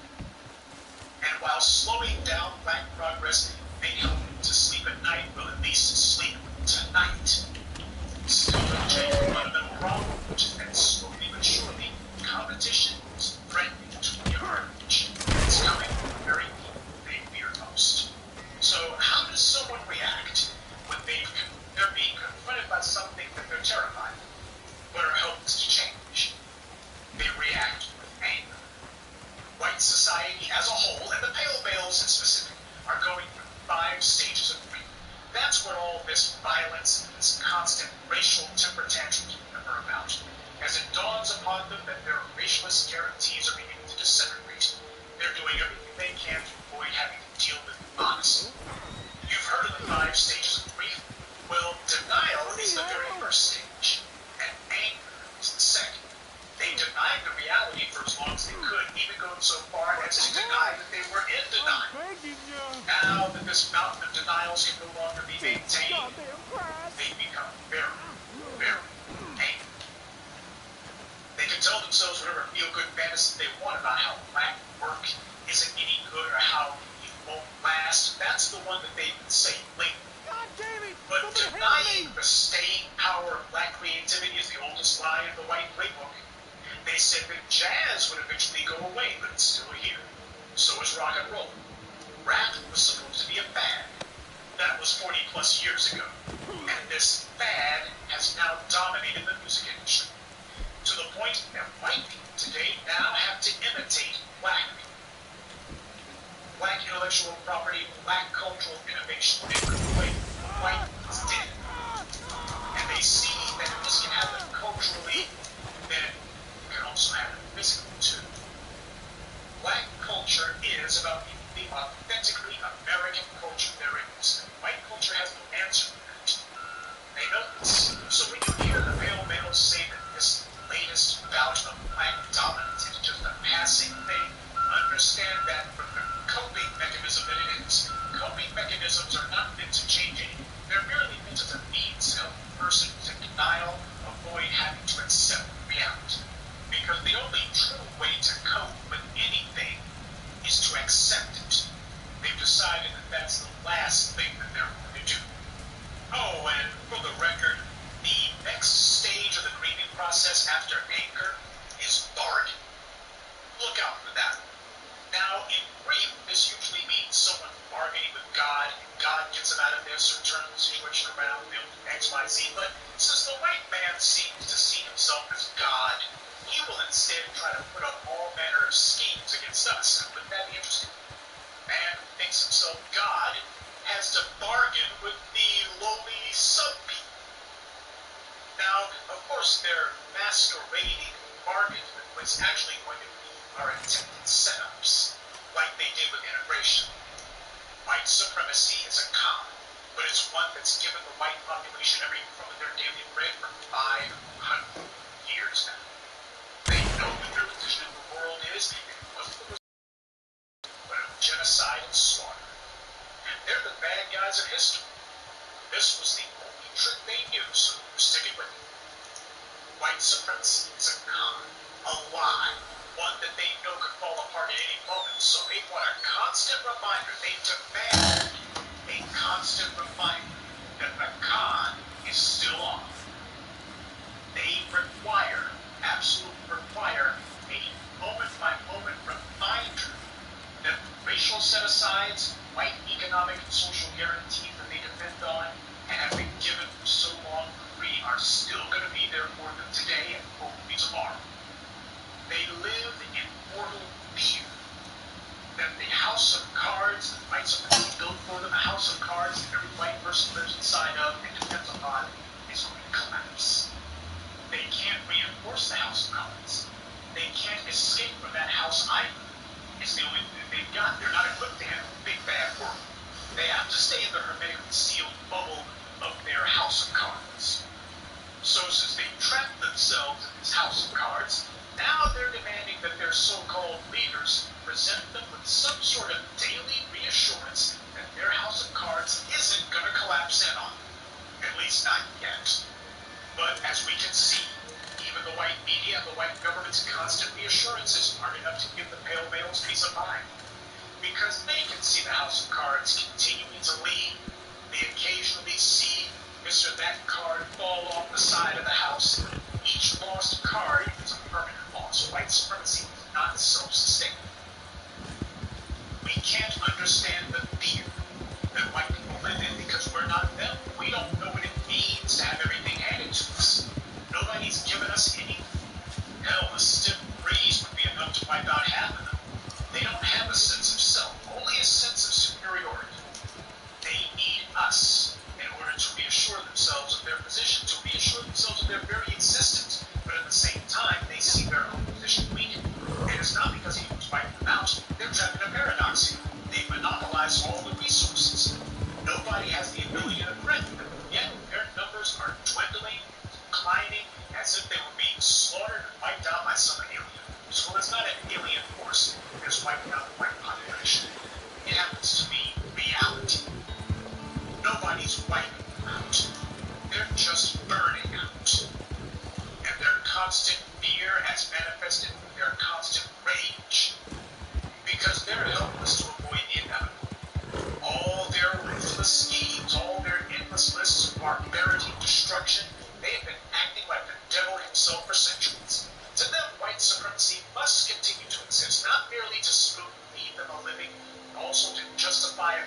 countless, limitless evil that they've committed. They've run out of excuses for their crap nature. They were able to shut out reality by controlling the conversation, by controlling the situation. That grip is slim. So they've been reduced to repeating the same people like white guys better rhetoric over and over again. You can tell that they don't believe it. They're trying to convince themselves of this lie. They go ballistic the moment that a black person is even brought up in conversation. They fixate on the black community constantly. When fellow racists repeat some made-up white supremacist crap about black crime in order to justify police murders of black people, the pale males say that he's just telling the truth. But on the other hand, when another white man, Dale Hansen, points out the glaring common-sense truth that school shootings are exclusively carried out by white men, which isn't even mind-blowing, it's merely a statement of irrefutable fact. It's just a statement of common sense. All of a sudden, the pale males feel that that's not the truth. Those are liberal lies. They go into histrionics because somebody tells them it's right in front of their faces. They could be the next victim. Their children, their child could be the next victim of another white man on a rampage. And they won't even act to save their children. Because the principle of white privilege, the principle of white conduct, were to them in their very existence. And you know what? It's only poetic justice that since they're more concerned about being able to abuse people with impunity than they are about their own existence, that's exactly what they're going to get. They will be able to abuse people right up until the moment that they blink out of existence. Because we all know what their real problem is. By putting the responsibility for mass shootings on the people who actually do them, we also threaten to begin a conversation about punishing the people who do it. That's where the white male anger comes from. Whenever you bring up the inconvenient truth, that it's white men carrying out all these mass shootings. Their insecurity and dysfunction and neuroses are on display for all the world to see. But the problem is they have the power to be able to act out in all of their civic, lethal revenge fantasies. We are not going to be able to put an end to white racism until we put an end to white power. So let us recommit ourselves to this holy struggle. Black empowerment is not merely about enhancing our own position. It is also about degrading the position of white supremacy. That should be the topic of conversation with you every day. That's why you come to me and others like myself. You know what the truth is. Keep immersing yourself, because while the pale males are in denial about their position, you need to be realistic about your own. Because the exact same denial of reality has led them now to where they were always going to be inevitably the very gates of destruction. Let that come as an object lesson for you. This is what happens when you deny reality. And the reality is we're going to have to fight white supremacy. We cannot sit back and hope that white supremacy collapses under its own weight.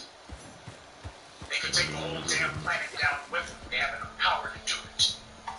Besides, I would think that as a historical point of pride, as the sons and daughters of those who the pale males have committed the most atrocities against, I would think that we would not be content to simply sit back and let them wander on until they finally keel over. I would think that we wish to take white supremacy, show our strength, grab it by the throat, beat it into submission, stomp it until it cannot move, and then once it is a bloody mass of helpless meat, put it into a casket and set the damn thing on fire. I would think that we would want to give white supremacy, give it a finale and make sure that white supremacy dies. It dies bad. I would think that that's what we would want. Because of people who have power, of people who know the difference between right and wrong, they don't just sit back and let events play out. They demand that the world be what they want it to be.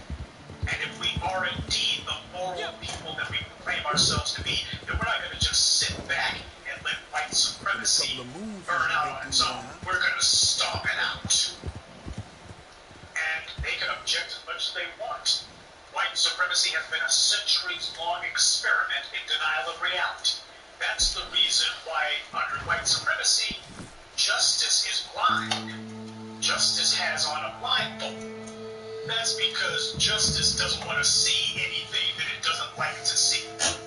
Justice is supposed to have both eyes open, not both eyes closed. That's about the closest to honest that they're going to get with. When you have all these people on television, in the white media, online, persistent telling their lies regardless, that's a good thing. Let them stay in denial.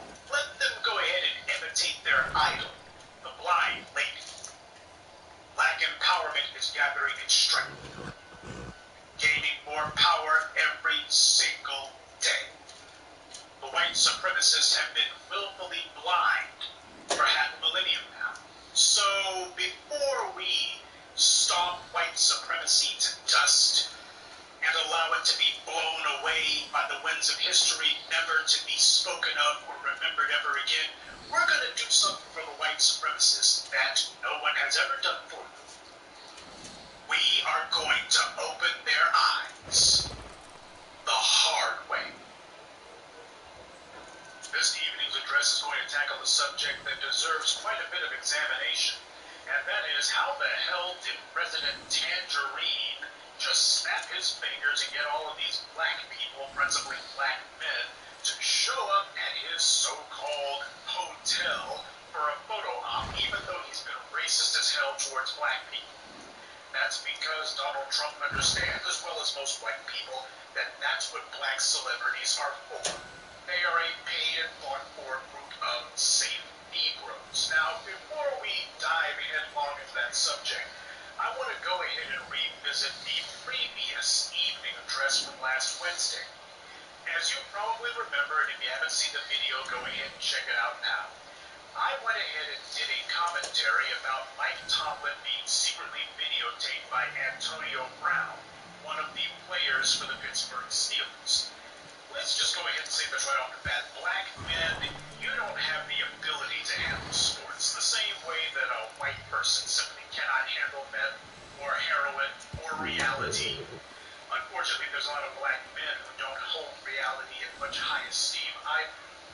I don't give a damn about sports. I said that several times at the beginning of the video, at the middle of the video, at the end of the video. I don't care about sports, don't know much about it. And the video wasn't about sports anyway. And yet, for some damn reason, you had black men on my channel. We're supposed to be the home of the B1 Brigade, and yet this is the level of intellect that actually came on my channel.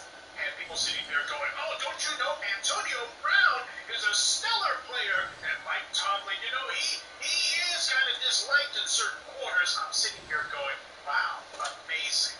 The subject is about how black men do not know how to maintain any sort of operational secrecy. And instead, it turns into sports night. Because unfortunately, this is where the focus of so many black men is at.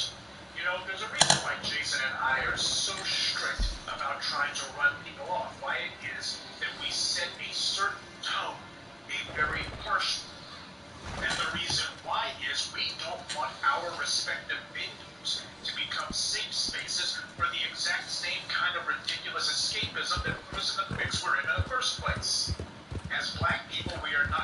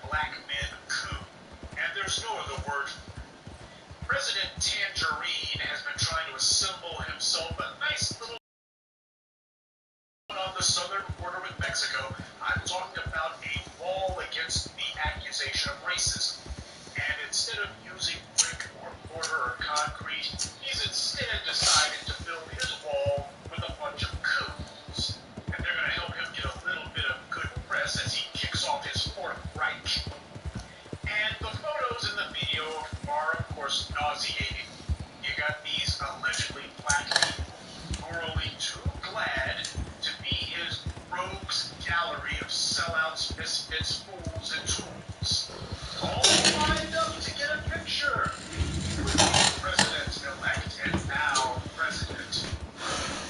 And most of these goofballs were no surprise at all. Kanye West, of course, was there. I suppose after Kim Kardashian got robbed, she doesn't want to be seen with them. Besides, Guy couldn't protect her belongings, and let's face it, that's all Kim Kardashian was in it for. And Kanye hasn't had a hit in a while. No wonder he's been reduced to this. Isn't it interesting, though? Kanye West went from Bush doesn't care about black people to standing next to a man who denied housing to black people, a man who based his presidential run on how much he didn't like black people. You remember the days when the only black people being caught dead in the room with Donald Trump were those two obese, bug-eyed bedwitches? What the hell were their names again? Frickin' Frack, Heckle and Jekyll, Tweedledee, Tweedle Dumbass. Well, I guess we shouldn't make too much fun of them. On second thought, maybe we should. But either way, they've got plenty of company on the coon train now. Yeah, they went from having no takers to having quite a few overnight. Now, what does that tell you about black people who have allegedly made it? About some of these high-profile Negroes, we've always told you that you should not have a merely healthy suspicion of them. You should have open disdain for them. Because celebrity serves a purpose in white supremacy, and black celebrity serves a crucial purpose. Now, of course, when we look at Donald Trump's little PR scheme, where he decided to have all the black people one day only at Trump Tower, because he ain't going to do that again, by the way. He's gotten his use out of it. He got his photo op. It was the last time you're going to see that many Negroes in Trump Tower, so you better bring the cameras. But who was this gallery of rubes, the people who decided they were going to bow and scrape before an open white supremacist? Who are these craven cowards? Well, of course, you had the usual suspects. There were a few pulpit pimps in tow. Hey, you can't have a proper coup fest without them, right? But these guys, a bunch of no-names. These chumps were only out there looking for headlines. I guess they're jockeying now to see which one of them is going to be the next Jesse Jackson or Al Sharpton. There's always a fierce competition on for that. There is no lack of these chumps who sit here and turn a convenience store or an old sort of business into a so-called temple. They'll do whatever it takes to go ahead and raise their profile so they can get a few more parishioners, because for them, the church is not a holy calling, it's merely a hustle. And they can definitely identify with Donald Trump on that one. He's opened quite a few businesses that were nothing more than clumsy fronts for his next scam. Eddie Long is dead, so the competition to see who's going to be the new premier pulpit pimp, preacher man, hustler will be fierce indeed. And for all you black people still clinging to the fetid, rotted, feculent belief that the black church is not a rotted husk, you still want to argue with me now? There is no moral conscience in the black church, hasn't been for 4 decades now. These guys are a bunch of attention whores, proudly prostituting themselves to whoever will give them some face time in front of the camera.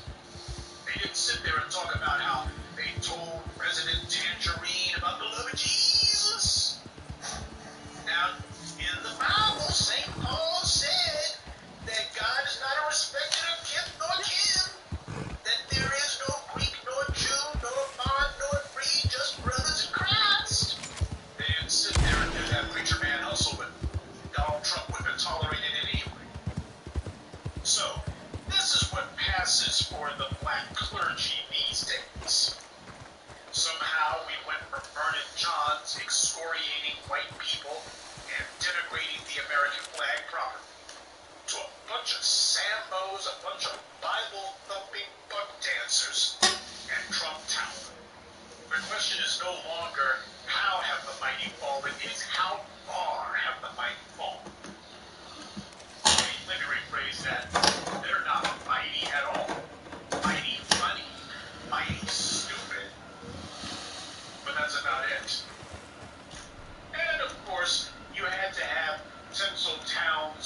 so finest there.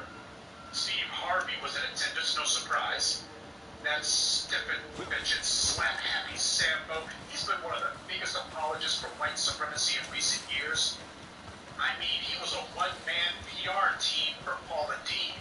When she was taking her little redemption tour, he was the main one sitting there saying, all is forgiven, because Isa says so. Ain't that something? Donald Trump dropped out of the world of fake business in order to pursue a career in public office.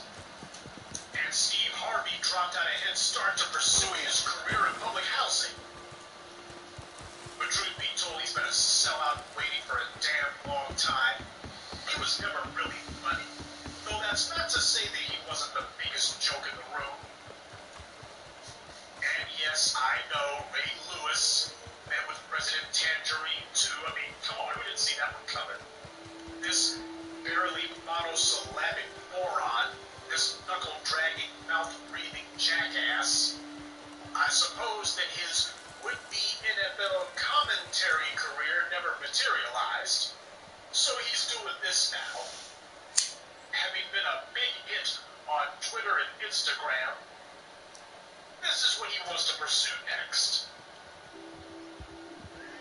And of course, Trump makes absolutely certain that he invites all the networks there, has all the cameras there, so that he can meet with these unthinking publicity hounds, these bottom feeders. A bunch of has-beens, wannabes, and never-gonna-bes. He understands only too well, Trump does, that perception is reality in the 24-hour news cycle, and that if you know how to dominate the news cycle, you can indeed influence the public's perception of you overnight. Trump has successfully turned his pre-inaugural activities into a full-on circus, and clearly he's the ringmaster. And now that he's taken the oath of office, this is indeed shaping up to be the Apprentice Celebrity Edition after all.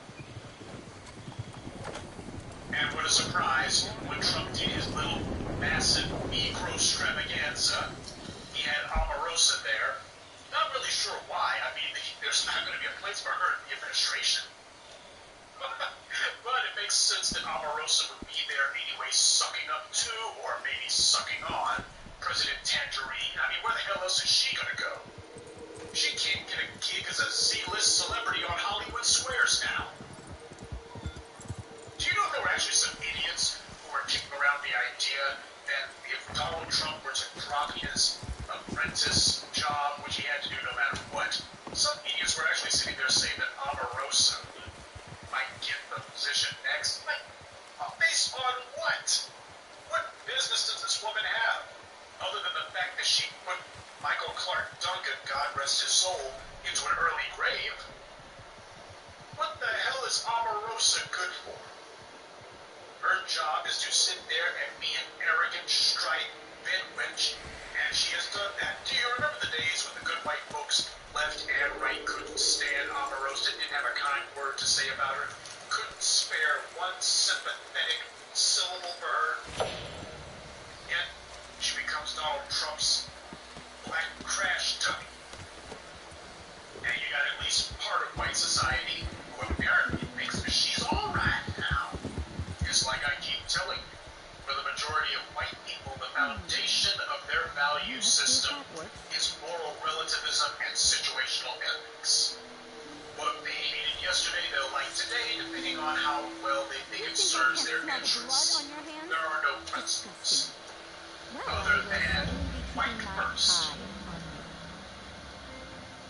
So don't be surprised that Omarosa gets spared a kind word, though she cannot really seriously expect to get much more than that. Now, some of the comments that I had seen online and some of the articles that have been written, some of the videos posted by people on the internet, apparently some folks were surprised to see Jim Brown there, but I wasn't.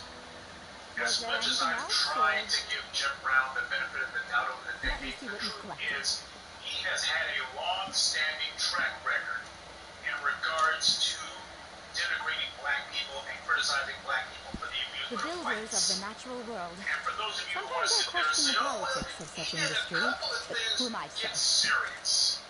Jim Brown's track record This in beautiful regards to creature is black not so different empowerment from you has been or me. spotty at Practically the best, same. and that is me spotting him a bunch of points that he doesn't deserve and hasn't earned. Because I've read Jim Brown's interviews with the white media. Poor thing. Ever since Hope the it doesn't 90s, miss I've this. been following a lot of this garbage from him, and he has allowed the white media, Small, but gladly allowed the often white very media fast. to use him as a stick Every mammal to I hit meet the black feels like community looking over in the a head mirror. with on more than one You know, occasion. mammal comes from rest. The giving He was power of the Bill mother. Cosby, The nurturing you know, breast. ranting, angry, senile Bill Cosby. Before ranting, angry at the black community, Bill Cosby was cool. And this latest stunt has made it clear where Jim Brown has always stood. And too bad for old JB. He's clearly got more days behind him than in front of him, and people tend to remember most what you did last. After the video that I posted regarding Antonio Brown's absolutely deplorable and unforgivable act vis-a-vis Mike Tomlin, I know that there's more than a few black men who are sports fans listening to this and saying people care about sports more than anything else. So I'm pretty sure that there's a lot of you who probably have some sort of memorized catalog of what you want to believe Jim Brown stood for in terms of black empowerment. Well, let that image of Jim Brown standing beside a open white supremacist, let that burn its way into your memory. Because Jim Brown's NFL career and those crappy movies that he did in the 1970s, that was a long freaking time ago. Him standing there with a cane apparently was so important to meet with a white supremacist president that he decided, you know, I'll get a cane, a walker, a wheelchair, I gotta do this. And that is going to be the image of Jim Brown that people take into eternity. When he finally crosses the river of death, that's going to be what people remember. His NFL career will be a minor footnote, and he allowed himself to be a PR prop for a white supremacist scumbag. That's going to be what people remember. I mean, what the hell was old JB thinking? Well, apparently what he was thinking was, if I'm going to get out here and make a fool of myself, I won't be alone. Because it's not like he's the only ex-NFL player to make a coon of himself. This last week or so, we've seen Jerry Rice, who apparently is going for the Heisman Trophy for coon. He wants that Vince Lombardi trophy for buck dancing. From what I understand, apparently Jerry Rice is a pitch man for Popeye's Chicken, of all things. That's how you know that a coon has hit bottom. Remember when MC Hammer decided to do those commercials for churches or whatever it was? Mm-hmm. Yeah, that's how you know that a coon has hit rock bottom. If it ain't Jerry Rice sitting there looking like a straight up drag queen on Dancing with the Stars, it's this. And even sitting here being the pitch man for a chicken shack might not have been totally unforgivable, except for the fact that he decided to wear a football helmet with a drumstick as a mouth guard. A drumstick as a mouth guard. You know, I sincerely doubt if Lyle Alcedo had been the pitch man for Popeye's Chicken, they would have had him with a football helmet with a cannoli as a mouth guard. If you get some Hispanic football player out there, yes, there are a few. Ted Brucey, I think, is one of them. I sincerely doubt that he would have a freaking burrito as a mouth guard, or a taco, a soft taco, as a chin strap.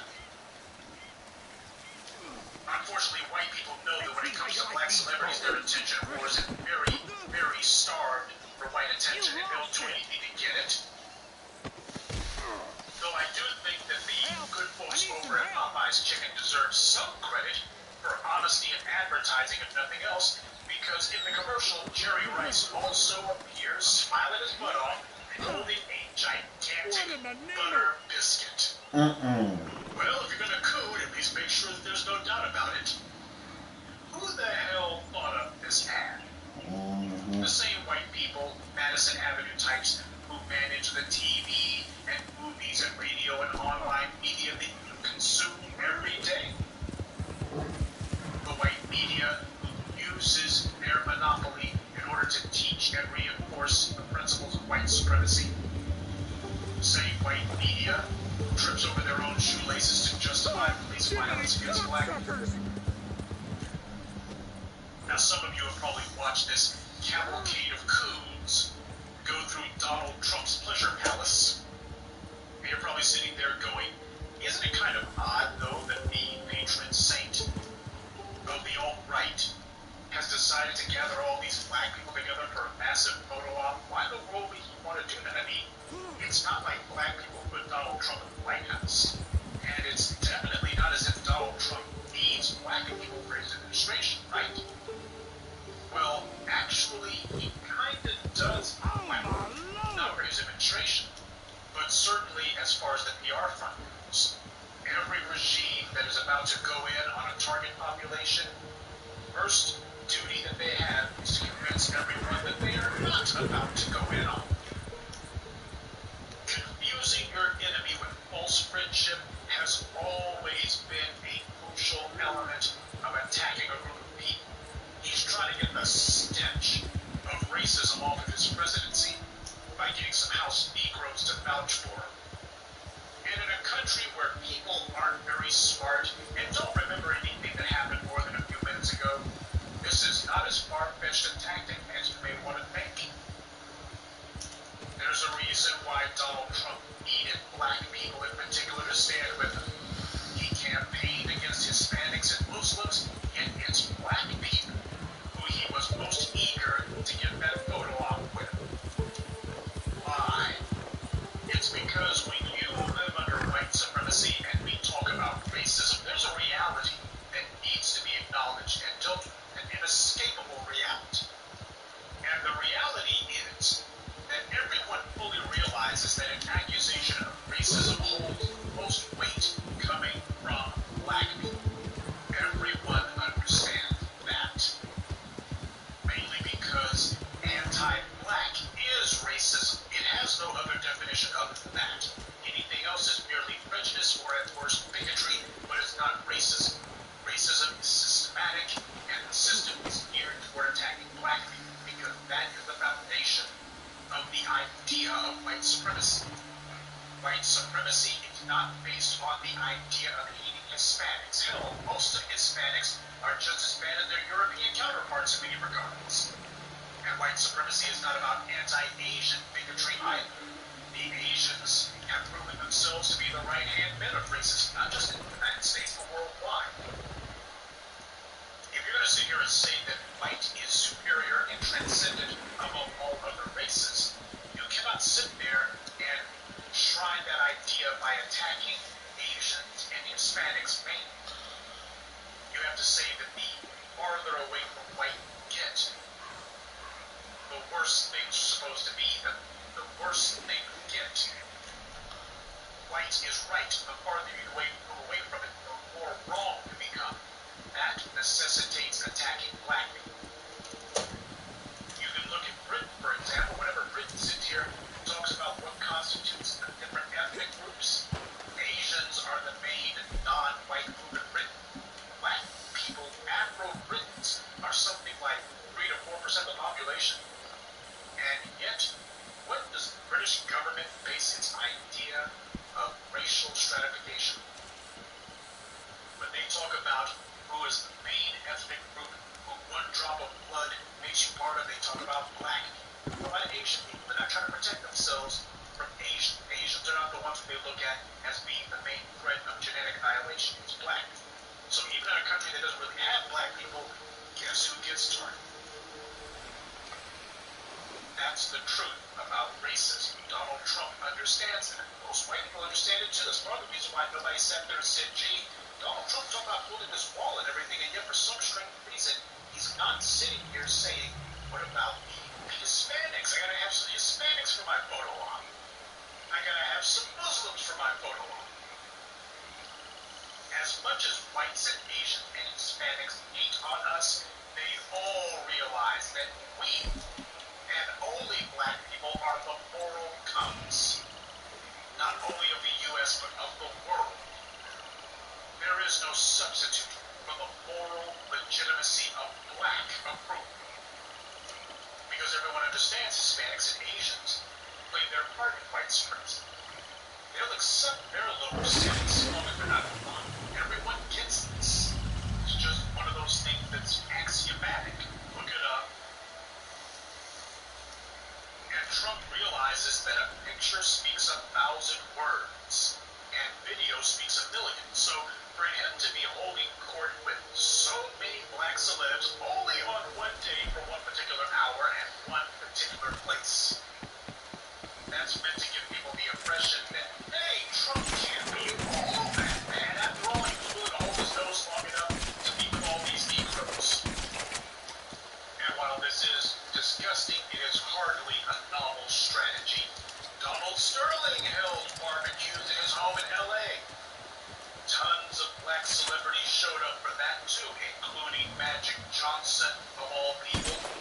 And Magic Johnson went to these little barbecues after Sterling had already been sued for housing discrimination.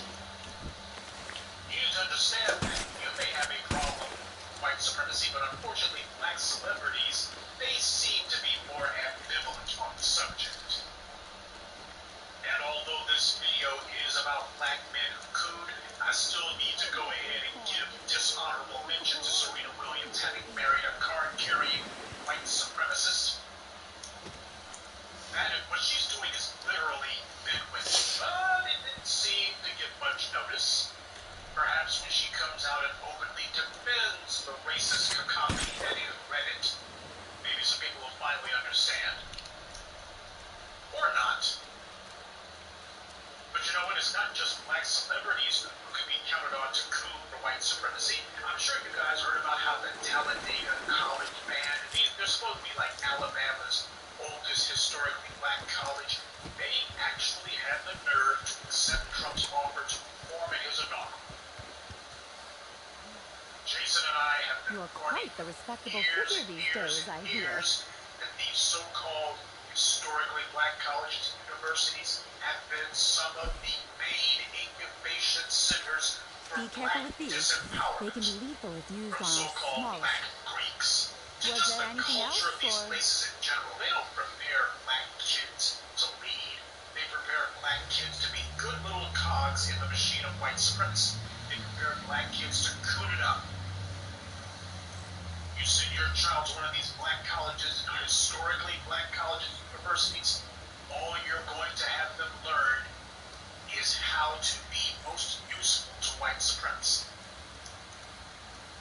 These places do not have black people's All this interests at humidity heart brings at out some all. fascinating personalities.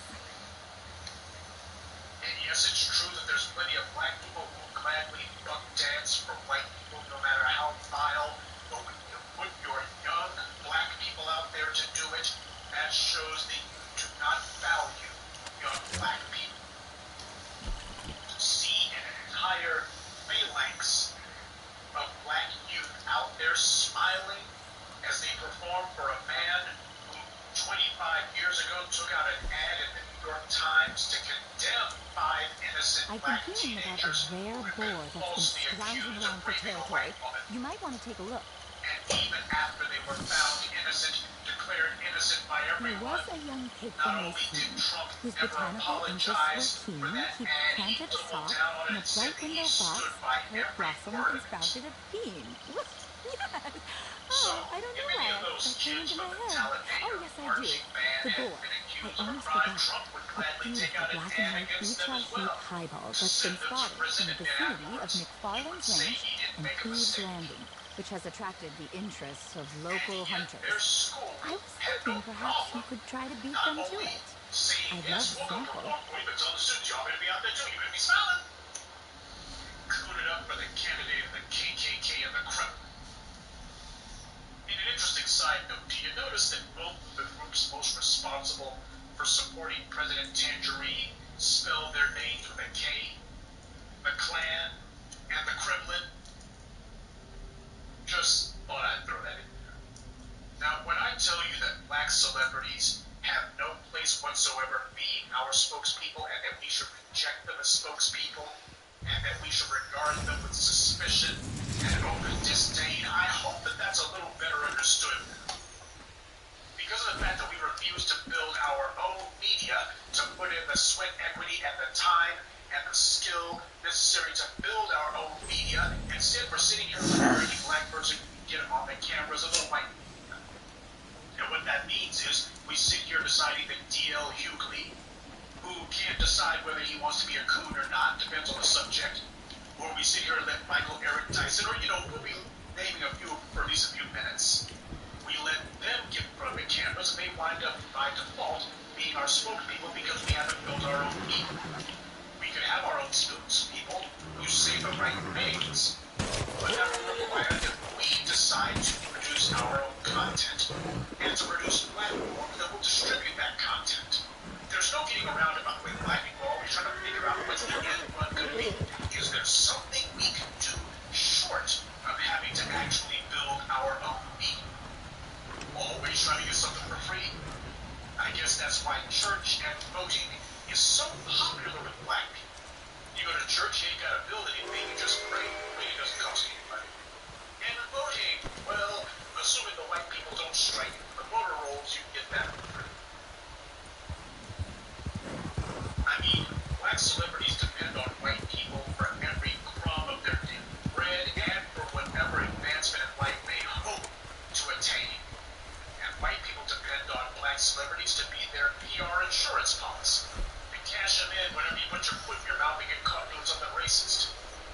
Whenever white people need a dumb Negro who will stand idly beside them and boldly deny reality, you can always count on a black athlete to be leading the charge. Black celebrities are the ultimate safe Negroes. When you deal with a society where you need to have sophisticated forms of mind control, there's nothing more sophisticated than having the very targets of your genocide and oppression standing beside you saying, nope, no oppression here. These clowns, these coons, have been plied for years, if not decades, with wine, white women, and song, and the only purpose they serve is to be the meat puppets for the dominant society. They define their existence, such as it is, totally in terms of media. That to them is the coin of the realm. And in the game of celebrity, all that matters is how relevant you are.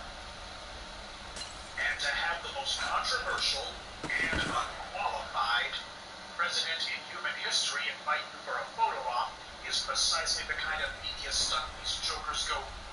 See, for a coon, when they figure that they're on the team, they think that they're insulated by white supremacy. So hey, no publicity is the only bad publicity. And it's not like there was any danger that these clowns wouldn't show up. I mean, black celebrities can always be counted on to drop everything for white people when there's cameras in the room. It's okay to be seen with a white supremacist like Trump, but when has Ray Lewis ever done a photo op in the black community? And if he did with the white media, he'd cover it. Our apathy and our sit back and wait to see how things play out attitude would have done this because we are acting like helpless bystanders while we let these propagandists get in front of the cameras and tell the world that, there's some black people who don't have a problem with Trump because, the white media is going to give all the coverage and attention to these coons and fools. But they're not going to sit there and decide that they're going to devote an entire news cycle or 2 or 3 to intelligent black society saying what's wrong with all of this. It's part of the Trump circus, and the white media is going ahead promoting it. And it is dangerous for black people to allow clowns like this to be our spokesman. We're sitting on the sidelines going, tut-tut. Well, that's not good enough. We have to work to actively destroy the coons and make it clear they don't speak coons, damage their credibility, excoriate them, repudiate them, make it where the white media cannot use them. We've done it before, we have to be consistent about it.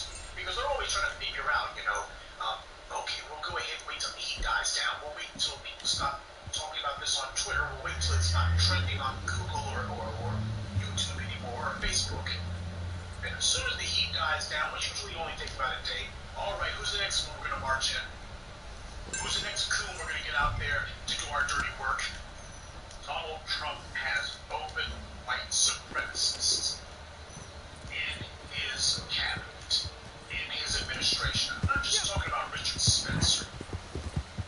You got the white John Glenn, who has also decided that he's going to go ahead and mount white supremacist talking points. And you got the so-called nominated Treasury Secretary. He's already got the job. There's no nominations going on. Congress is thoroughly controlled by the Republicans. Every one of Trump's clearly unqualified nominations for the cabinet will sail right through. But you got people like this Mnuchin character who goes throwing black folks out of their homes. And to this day, he hasn't apologized for it. He ain't got a problem with it. I mean, this is who Trump decides to stand as cabinet. There are others, but I'm not going to sit here and give a rundown of Trump's clapper. That's what goes. But they have dedicated themselves to exterminating us. This is not a game. And having black people sitting here smiling in front of a no-white supremacist like Trump, that ain't funny. It ain't cute. And it's no laughing matter. I've always told you that of all the celebrity coons, the black athletes are by far the worst. I suppose it's because their shelf life is shorter than other celebrity coons. I mean, they only are useful during their prime physical years, which on average for black athletes only about 8 to 10 years tops. Wear and tear comes pretty quick. So these sports coons are always trying to figure out how to parlay their short-lived sports careers into something else, which makes them very susceptible to becoming full-time coons. See, this is the reason why you don't see me getting too exercised over the fortunes and futures of black athletes. Their wealth and not wealth, but their riches and fame and celebrity don't do the black community any good when they have it, so how the hell are they going to hurt us when they lose it? These guys all desperately want to get onto TV. That's always their plan B. I mean, how many freaking football players are there? Now, how many gigs being a sports analyst are there? You got to be applicants chasing 2 new jobs. Besides, the sports analyst job is supposed to be for white people because that's the purpose that the sports industry serves as far as their sports writers goes. Sports are about making sure the white people are kept comfortable and reassured. So there's always going to be more white folks up there because that's what's meant for. You're not going to sit there and give them a platform. Not even in sports. The majority of the players on the field sold at LO1. They're the ones who pay your bills. It's the majority of the powerful and influence that matters, not the numbers. But at any rate, black athletes already know that most of them are not going to become coaches. In fact, practically none of them will. Because the white owners of the NFL franchises don't want the former players to be leading the current ones. That kind of thing sets a bad precedent. It's too much like black mentorship, and white supremacy is hyper sensitive to black men teaching the next generation of black men. Besides, these sports coons, any job that doesn't involve them being in front of a camera is a step down. So that's why you don't see too many of these ex-NFL players trying to figure out how to take the money they earn and try to turn that to some sort of business outside of sports. A few of them do, but most of them don't. Small ideas, small horizons. And they're looking for something that allows them to continue getting attention. They'll coon for free. They certainly did at Trump Plaza.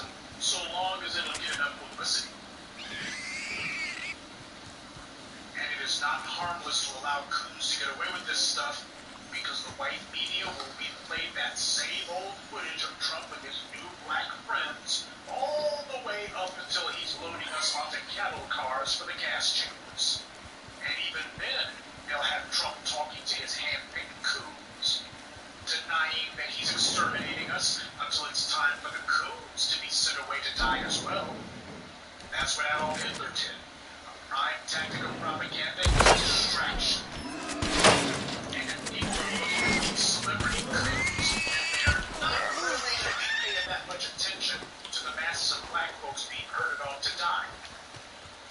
Because denial is a powerful part of human psychology. People are not going to want to believe that the genocide is on. Sure as hell have been trying to deny it all this time. And they will look for any branch that they can hold on to, no matter how flimsy and weak. As long as it allows them to continue their denial and their apathy and their inaction.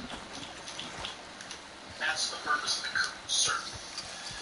And yeah, they're cowards, but that's not to say that there's no method behind the madness necessarily. Now, black men, we need to have a real serious time to talk about this coon. Now, even though you didn't create the coons, we aren't the ones promoting the coons, but we're also not fighting them either, not in any substantive way, and that is unacceptable. It is way past time for an examination of the reason that black men coon, so that we can go ahead and get it on the table. This stuff is wrong. And we're going to focus on black men because we are the ones who will topple white supremacy. And that process can only begin by reasserting a real, genuine, true ideology of black power, and all power begins with purifying your ranks. Power is not inclusive, it is exclusive. Because power is perpetually in the process of refining itself. That's the reason why it's exclusive. The coons are a disease. One that must be rooted out and eliminated. And there's no getting around this, by the way. So if you think you're going to sit back while somebody else does the house cleaning, then you are part of the problem.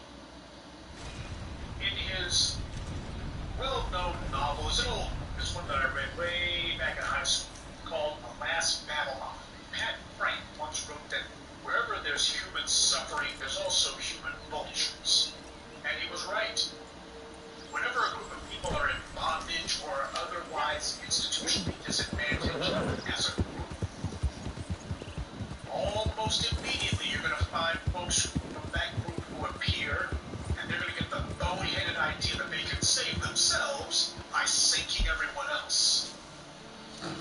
These are usually the least intelligent, least principled people in the group. Their logic is self-contradictory, but then again, that's how stupidity works. If a particular group is oppressive as a group, then that means they don't like your group. And if they are tossing you a crumb, that usually means they see you as a useful idiot. You're the Judas goat that they can use, but the coons don't think. So it's easy for them to convince themselves that they're smarter than the rest of the black. They're sharp. They got more on the ball. They were just more clever. Ain't that what Lee Daniels said? I'm playing the game. And if that makes me a sellout, well, so be it. They convince themselves that they're smarter than the group that they came from because the oppressors offered them 1 or 2 pennies from the table. It's like Stockholm Syndrome on steroids. And since the coon already knows that they're going to more or less reject for their treason, they isolate themselves, and this becomes a self-reinforcing proposition. In short order, they have to take refuge with the oppressors. They made themselves into a corner. This is the sad, predictable pattern that cooning always takes. This is what happened to Bill Cosby. You can sit there and say that he wasn't cooning all you want,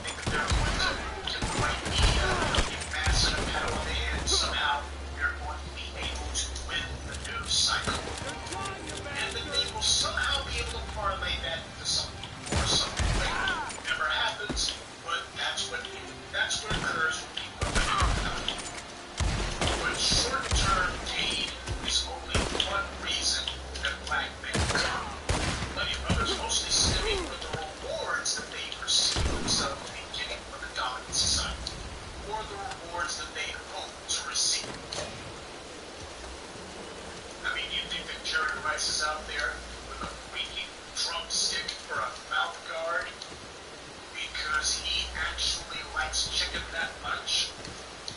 You think he's sitting here cooking it up because as far as he's concerned, he wants to be holding a butter biscuit for the rest of his day? I don't know, maybe he does.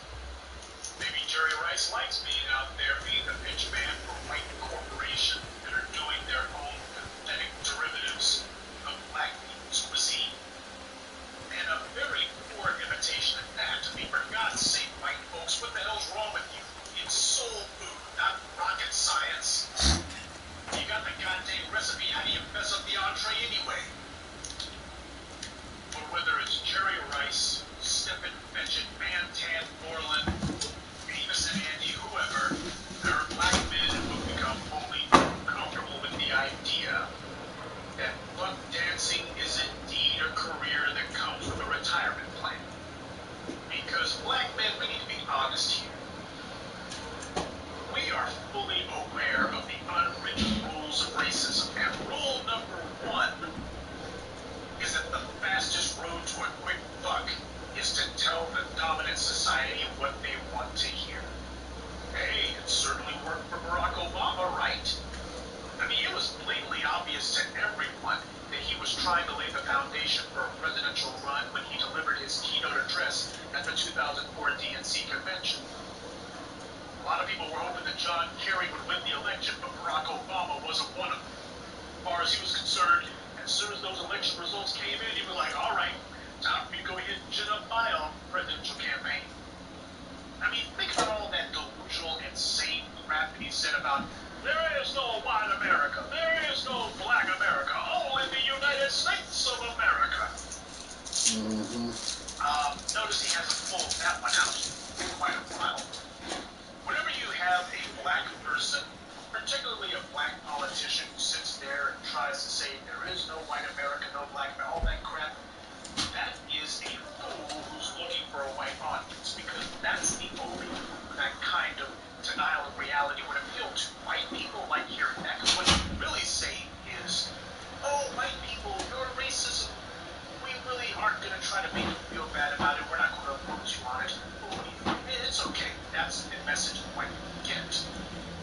Same reason why Skip Gates decided that he was going to say post-racial America. He thought he was very clever when white people were repeating that meme for a hot minute. Post-racial America. And then the real America walked into Skip Gates' home, stood in his living room, and then marched him out of his own home in handcuffs. Go sleep. All because one of his white neighbors said there's a straight black man in that home.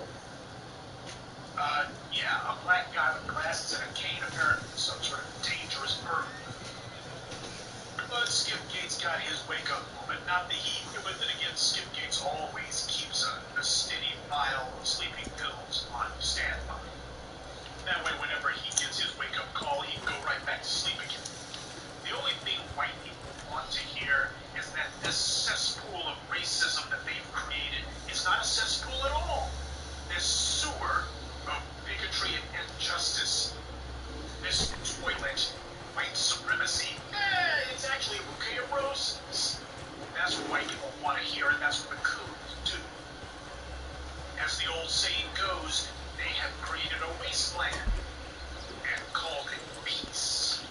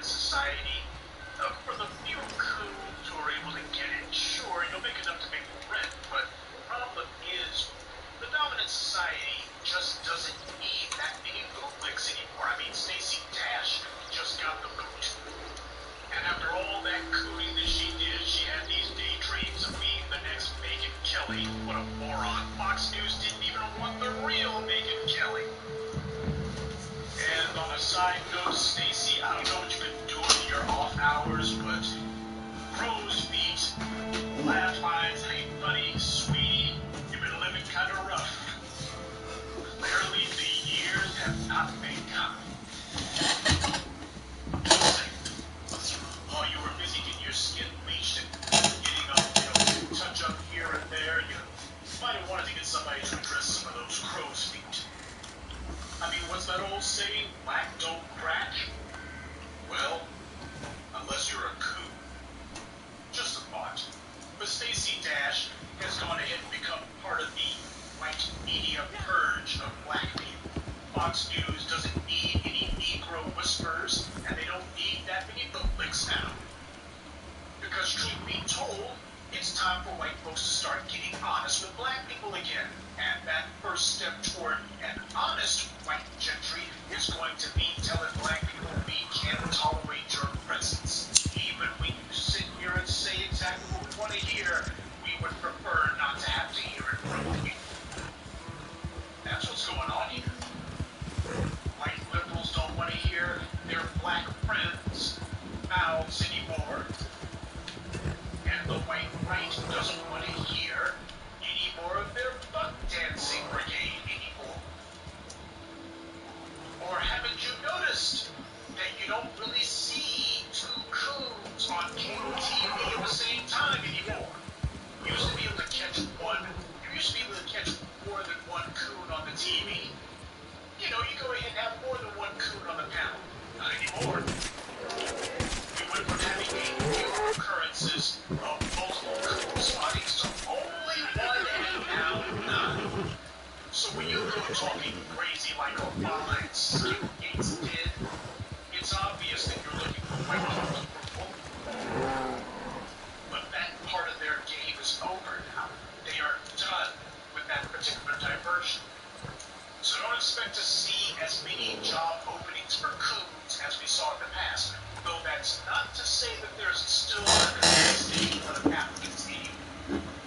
To anyone with an IQ higher than their shoe size, we recognize immediately that this is media apartheid. But to the coons, it's still the brass plate because it makes them feel special. So the fighting among coons to be the chosen black public on this or that white media platform is going to be furious. But another reason that black men coon is because in the absence of order, chaos becomes the status quo. Every other community not only has a formal structure, but they have their own internal apparatus, usually more than one, who punish the recalcitrants who decide to act against the interests of the group. Jennifer Lopez got out of line. The Hispanics pulled her coat. Same for Jessica Alba. There's a well-known Jewish intellectual, Norm Finkelstein. He's been more or less an activist for the Palestinians for the last 30 years. Jews were not about to tolerate that. They got him out of the University of Chicago. They told their friends that Jews have a strong presence in the media. They made it clear. Norm Finkelstein better not be putting this dude on network TV. We ain't giving him a platform. Forget about it. Black men, we're going to have to grow up and get serious when it comes to the idea of wielding power. Because without the means of controlling your group, you are not a community, you are a human herd. Which explains the mentality of the coons. That's good enough for them. But the question is, should it be good enough for us? Brothers, you cannot call yourself organized if your organization does not have a coherent and dependable enforcement mechanism. As Sun Tzu said, have a clear system of rewards and punishments, and do not fail to punish anyone who transgresses.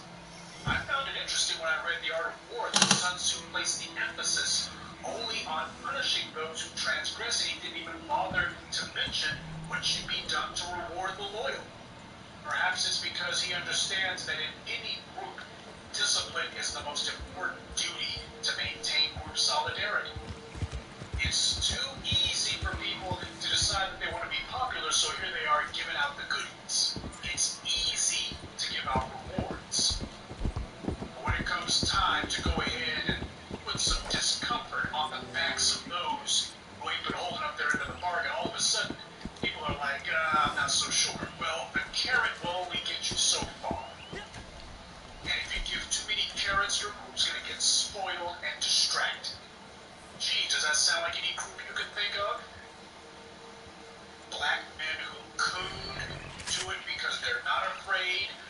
consequences because there are no consequences.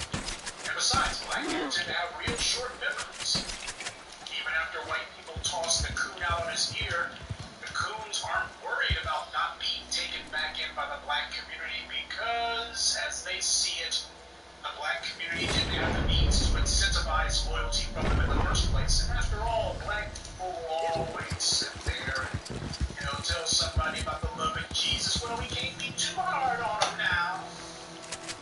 Coons are a dishonest and cowardly group. So if you want to stop the ones who have already broken bad on us and prevent more from following in their footsteps, then you better start putting an emphasis on having an enforcement mechanism in place and using it religiously. As a community, we need to set some clear and strictly enforced rules of the road. We can't keep having arguments with other black people about what exactly constitutes coonish behavior, or who's crossed the line, or worse yet, we have to bicker about what ought to be done about the coons once we do agree which ones have crossed the line. And we damn sure can't throw up our hands and just put up with the cooning, because cooning is not a victimless crime. Coons are a crucial part of the PR element of white supremacy. They are part of the psychological warfare aspect of white supremacy. Coons are how white supremacy indoctrinates white people with the idea that when they practice racism, they're not really doing anything wrong. After all, look at all these cooning, smiling, dim-witted Sambos. The coons are, on their face, not worthy of respect. So it's okay to mistreat black people because here you got coons who show you that black people aren't really worthy of anything more than contempt anyway.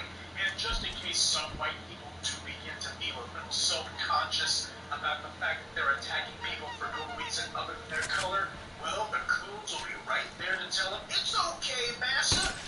You're totally justified. Hell, black folks agrees with you. And hey, we don't mind white folks abusing us at all. Coons are like psychological comfort food for white people. But the main reason that black men coon is because it's easy. A hell of a lot easier than overthrowing white supremacy. It's easier than building for yourself. Cooning requires no brain power. It doesn't require any planning, and it doesn't require any morals either. Cooning is the first resort of the intellectually bankrupt and the morally cowardly.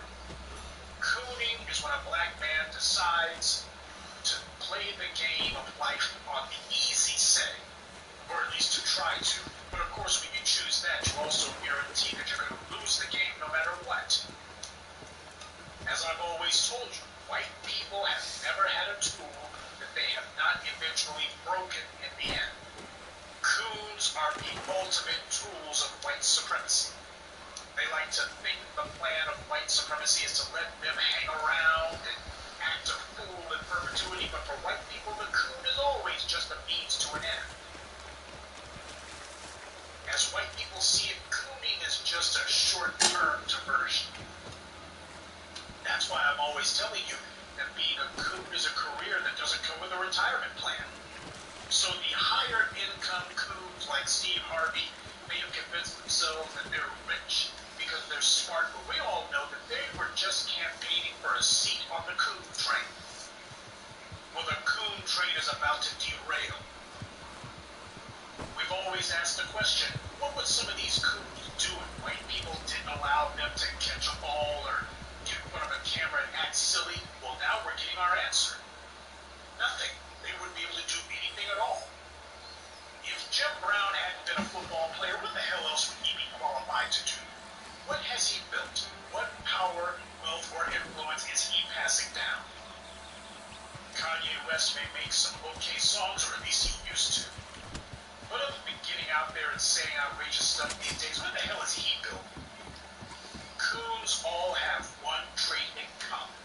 They take the path of least resistance.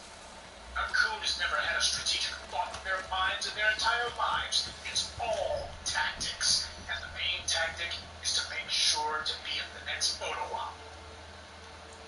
So black men, That's what I want you to take away from this Sunday evening's address. As we build our power, wealth, and influence, you better make sure that your economy comes with an ideology. You make sure that your dollars come with an agenda, and that agenda better be black first. And the coons are defined as outside of that agenda. Here in Intelligent Black Society, if you don't stand with us, you stand in our way. We as black men must remember that it is not merely enough to have a code, because a code of conduct means nothing if it is not enforced. As black people, we keep making excuses for behavior that we know to be wrong.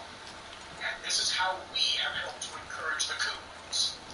They know that we're only too willing to give them a pass, or to try to find some wiki excuse so we can get out of having to do what we must do, which is to punish the coons. And when people feel that they can do you wrong and get away with it, that tends to become a habit for them. What's the old saying? Teach people how to treat you. Sure, it's easy to say that we don't like coons, but let's be honest. How much real resistance have we even put up against them? Honestly, not much. And a few Twitter tweets and some Facebook posts and a couple of videos, that may win the news cycle.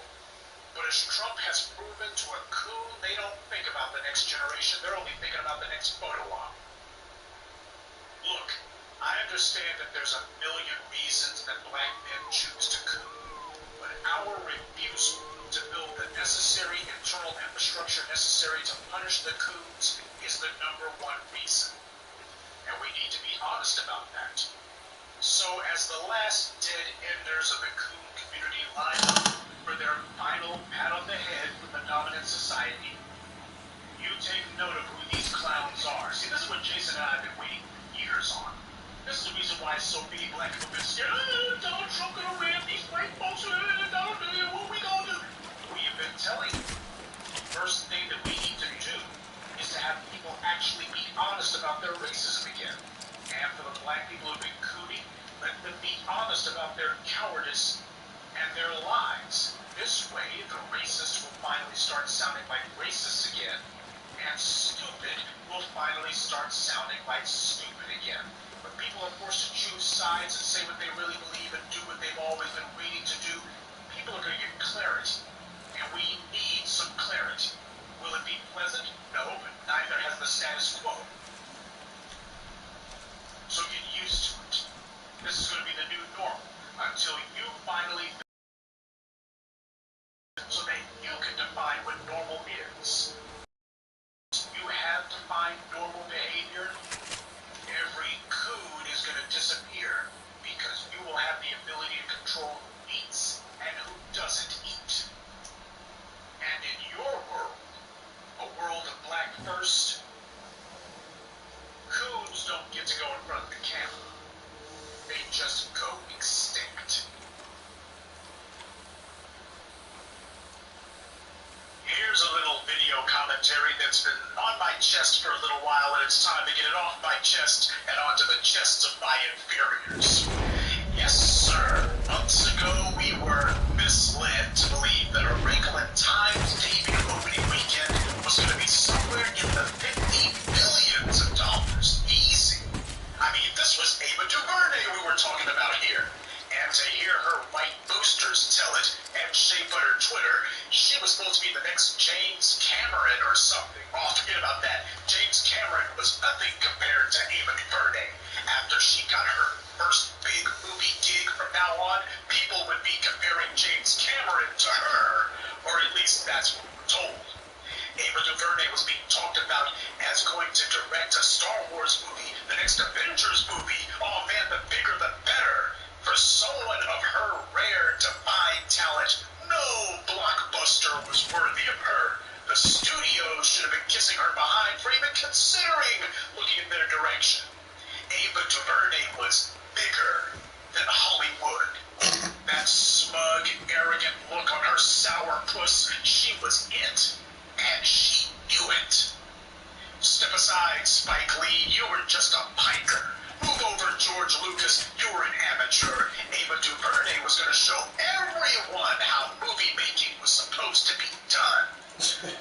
one had done more for cinema. No one had contributed more than she. No one had more potential than Ava DuVernay. At least that's what you would have surely thought to hear the white sycophants and her shea butter professional ass-kissing chorus tell the story. But reality always has a way of having the last word.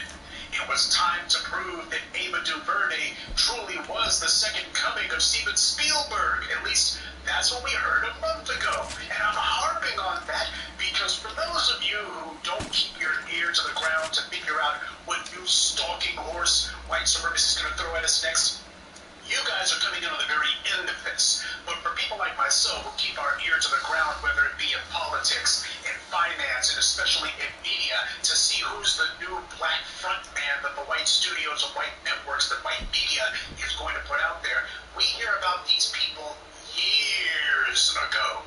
So the reason that I'm going on like this is because this has kind of been, I've kind of been sitting on this one, waiting for this moment of reckoning for years now.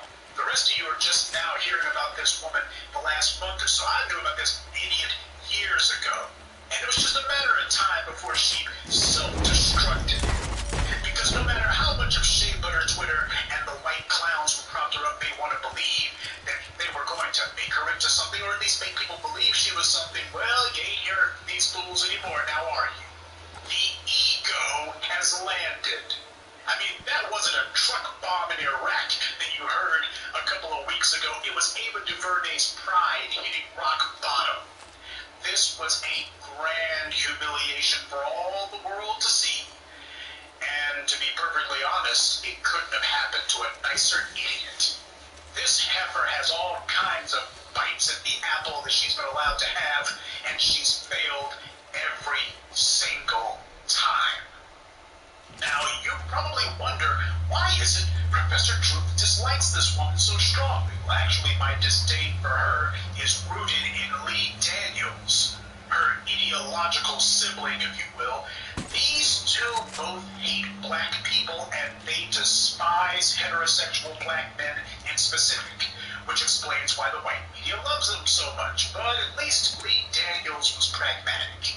You see, he understands that he ain't some great talent, so he sticks to his lane. He stays in his lane, and he sticks to mid-level indie crap normally put out by the Weinsteins.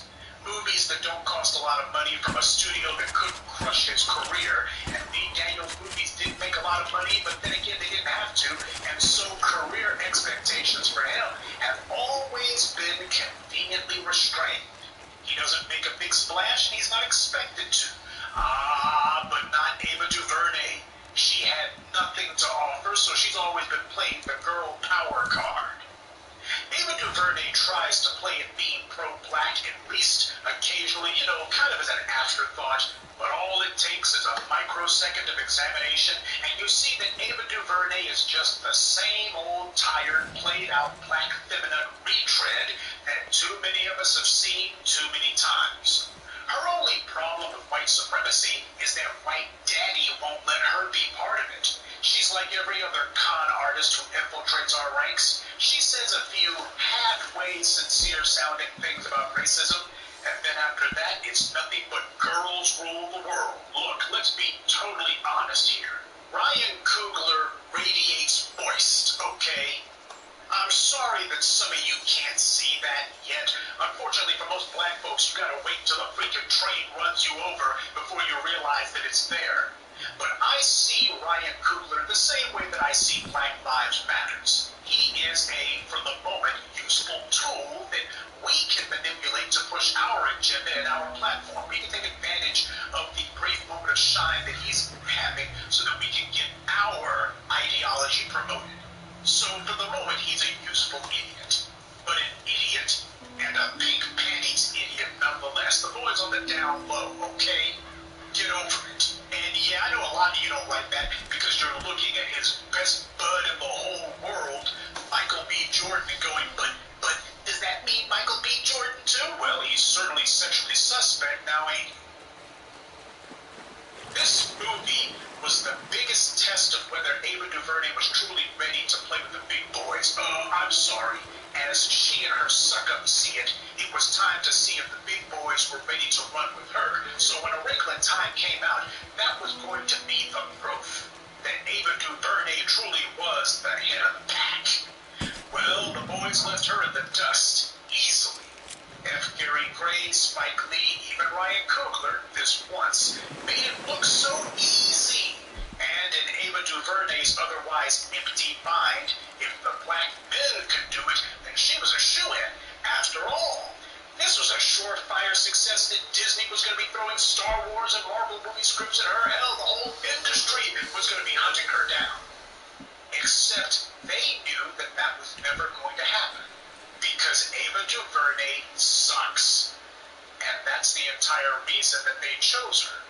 I've been explaining to you for the longest time that billion-dollar industries, particularly the propaganda wing of white supremacy, these guys run operations inside of their corporations all the time. I told you about how CBS Columbia Records commissioned a study to figure out where music trends were going to be at by the end of the 20th century. This is in the 1970s when they did it.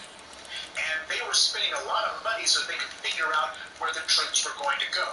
Do you truly believe that Disney, the biggest communications corporation on the planet, doesn't do the exact same thing? They are not in the business of entertainment. They are in the business of mass mind control. What they produce is not movies and TV. What they produce are social narratives.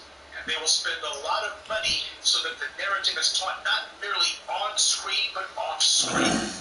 And a black director as a high-profile failure, why, that would be an enormous bit of social engineering that they could take advantage of. They'll gladly spend $125 million just so that they don't have to spend hundreds of millions of dollars promoting black directors, which is what would happen if you have too many successes. It's okay to have one Negro overperform like Ryan Coogler, but at the end of the day, you gotta have a counterbalance. And that's where Ava DuVernay comes in.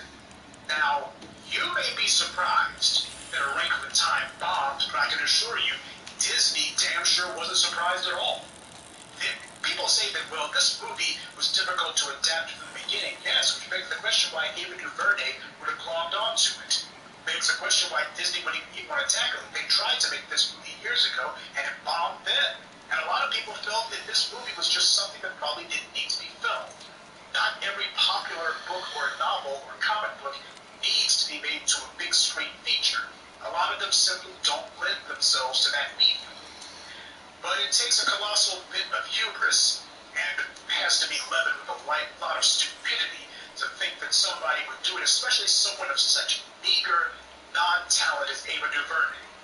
You really think that these good white folks are telling the truth and that they would never lie to you? No matter how many times I've told you otherwise, a lot of you simply refuse to believe it.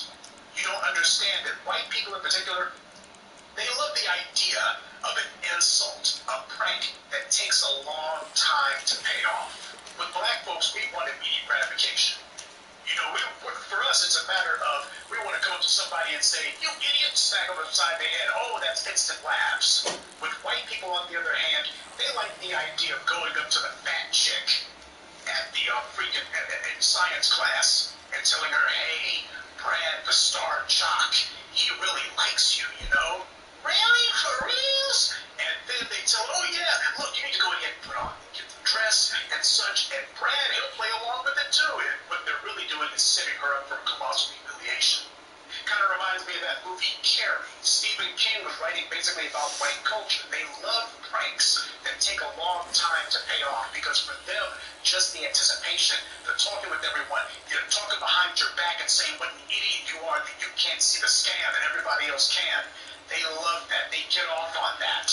That tickles a part of it because when they get you to believe, they get you to invest in it, and you play along with it because you're part of it. And what's going to happen is when you find out the truth, you will be truly crushed. They love cruel pranks like that.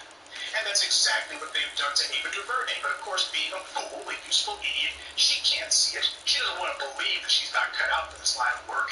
I mean, what the hell else is she going to be doing? Bussing the tables at Denny's, perhaps? You may be shocked that the white media would deliberately invest over $100 million into ventures that they know from the start will fail, but that's because you fooled yourself as to what the white media's actual business is. You think it's entertainment or even making money, and that's not what they do at all. Some black people are so gullible, it's not even worth a discussion. The weekend the Wrinkle in Time opened, or rather crashed, that was a final verdict on what a crap filmmaker Ava DuVernay is and has always been. The failure of that film falls on no one else's shoulders but hers. She can't blame the studio, because never before in all of cinema has a film not deserved to exist, and yet did, because the studio gave Ava DuVernay everything she wanted. No strings or studio interference whatsoever. She had total creative freedom, which sadly means nothing because she has no creativity. But I also explained on my Twitter page, Disney knew all of this from the jump. Now, I warned you all some years ago about Ava DuVernay and how she made it a point to foster images of black men in prison. She seems to have that as a guilty pleasure for herself. She has a fetish for that kind of imagery. I also told you about how the white media was praising her and trying to make her the second coming of Spike Lee. And I also told you about how there was this video of an all-female government, if you will, and Ava DuVernay thought this was the greatest thing ever, because apparently Beyonce was part of it. You know, it's a matter of, you got some United Colors of Bennington feminine circle that this is a commercial that Ava DuVernay had nothing to do with, but it shows nothing but women apparently in charge, I suppose, and to her, that's all she needs to see. Never mind the fact that black women were not even the main ones in this commercial. It's just a matter of Ava DuVernay wanted to know that she was good enough to be in the room with non-black women. If you want to be honest, don't call her Ava DuVernay. Call her what I do. Call her Agent DuVernay, because that's what she is. She's an agent of white supremacy. Her little prison documentary, by the way, 13, that doesn't mean a damn thing to me, because that one documentary, even if you want to say that it's the truth, it pales in comparison to the mountain of feminine crap that she had made and promoted. Ava DuVernay draws from the same toilet as Issa Rae. She's an agent of the white media, one of their surrogates. So far, she's proven herself to be a straight-to-video caliber filmmaker. Nobody cares about her or even knows about her outside of the film festivals. She's an odd combination of talentless goof and Oprah Winfrey wannabe, but it says a lot that she's a white media darling. Now, I've never heard of the book A Wrinkle in Time before the movie was announced, but Disney decided to give her $100 million to make that flick, and that seems to be where the minor buzz about that movie came from. The first time a black woman had gotten $100 million plus from a studio in order to make a movie. And given the failure of it, it's probably going to be the last time that this kind of thing happens, because it died over opening weekend. Now, they can blame Black Panther, or they can blame the anticipation for other upcoming movies dampening support for A Wrinkle in Time. The truth is, the fault lies with Agent DuVernay. She's a dapper. She's a YouTube caliber fiddler who isn't in the same category as an F. Gary Gray or even a mediocre talent like, say, an Antoine Fuqua or even a Tyler Perry for that matter. This movie looked like Ava DuVernay wiped her ass with a reel of film and then had the nerve to project it onto a screen. The New York Slimes did a piece about her, a little puff piece. And she said that she didn't care whether the movie made money or not. She wasn't concerned about losing Disney's money because, quote, they'll be fine. Ryan Coogler has already taken care of that. Can you imagine being a studio executive reading something that arrogant and that stupid? Studios make movies as a form of mass mind control, but it's still mass mind control that has to generate a revenue. Every movie is a business venture.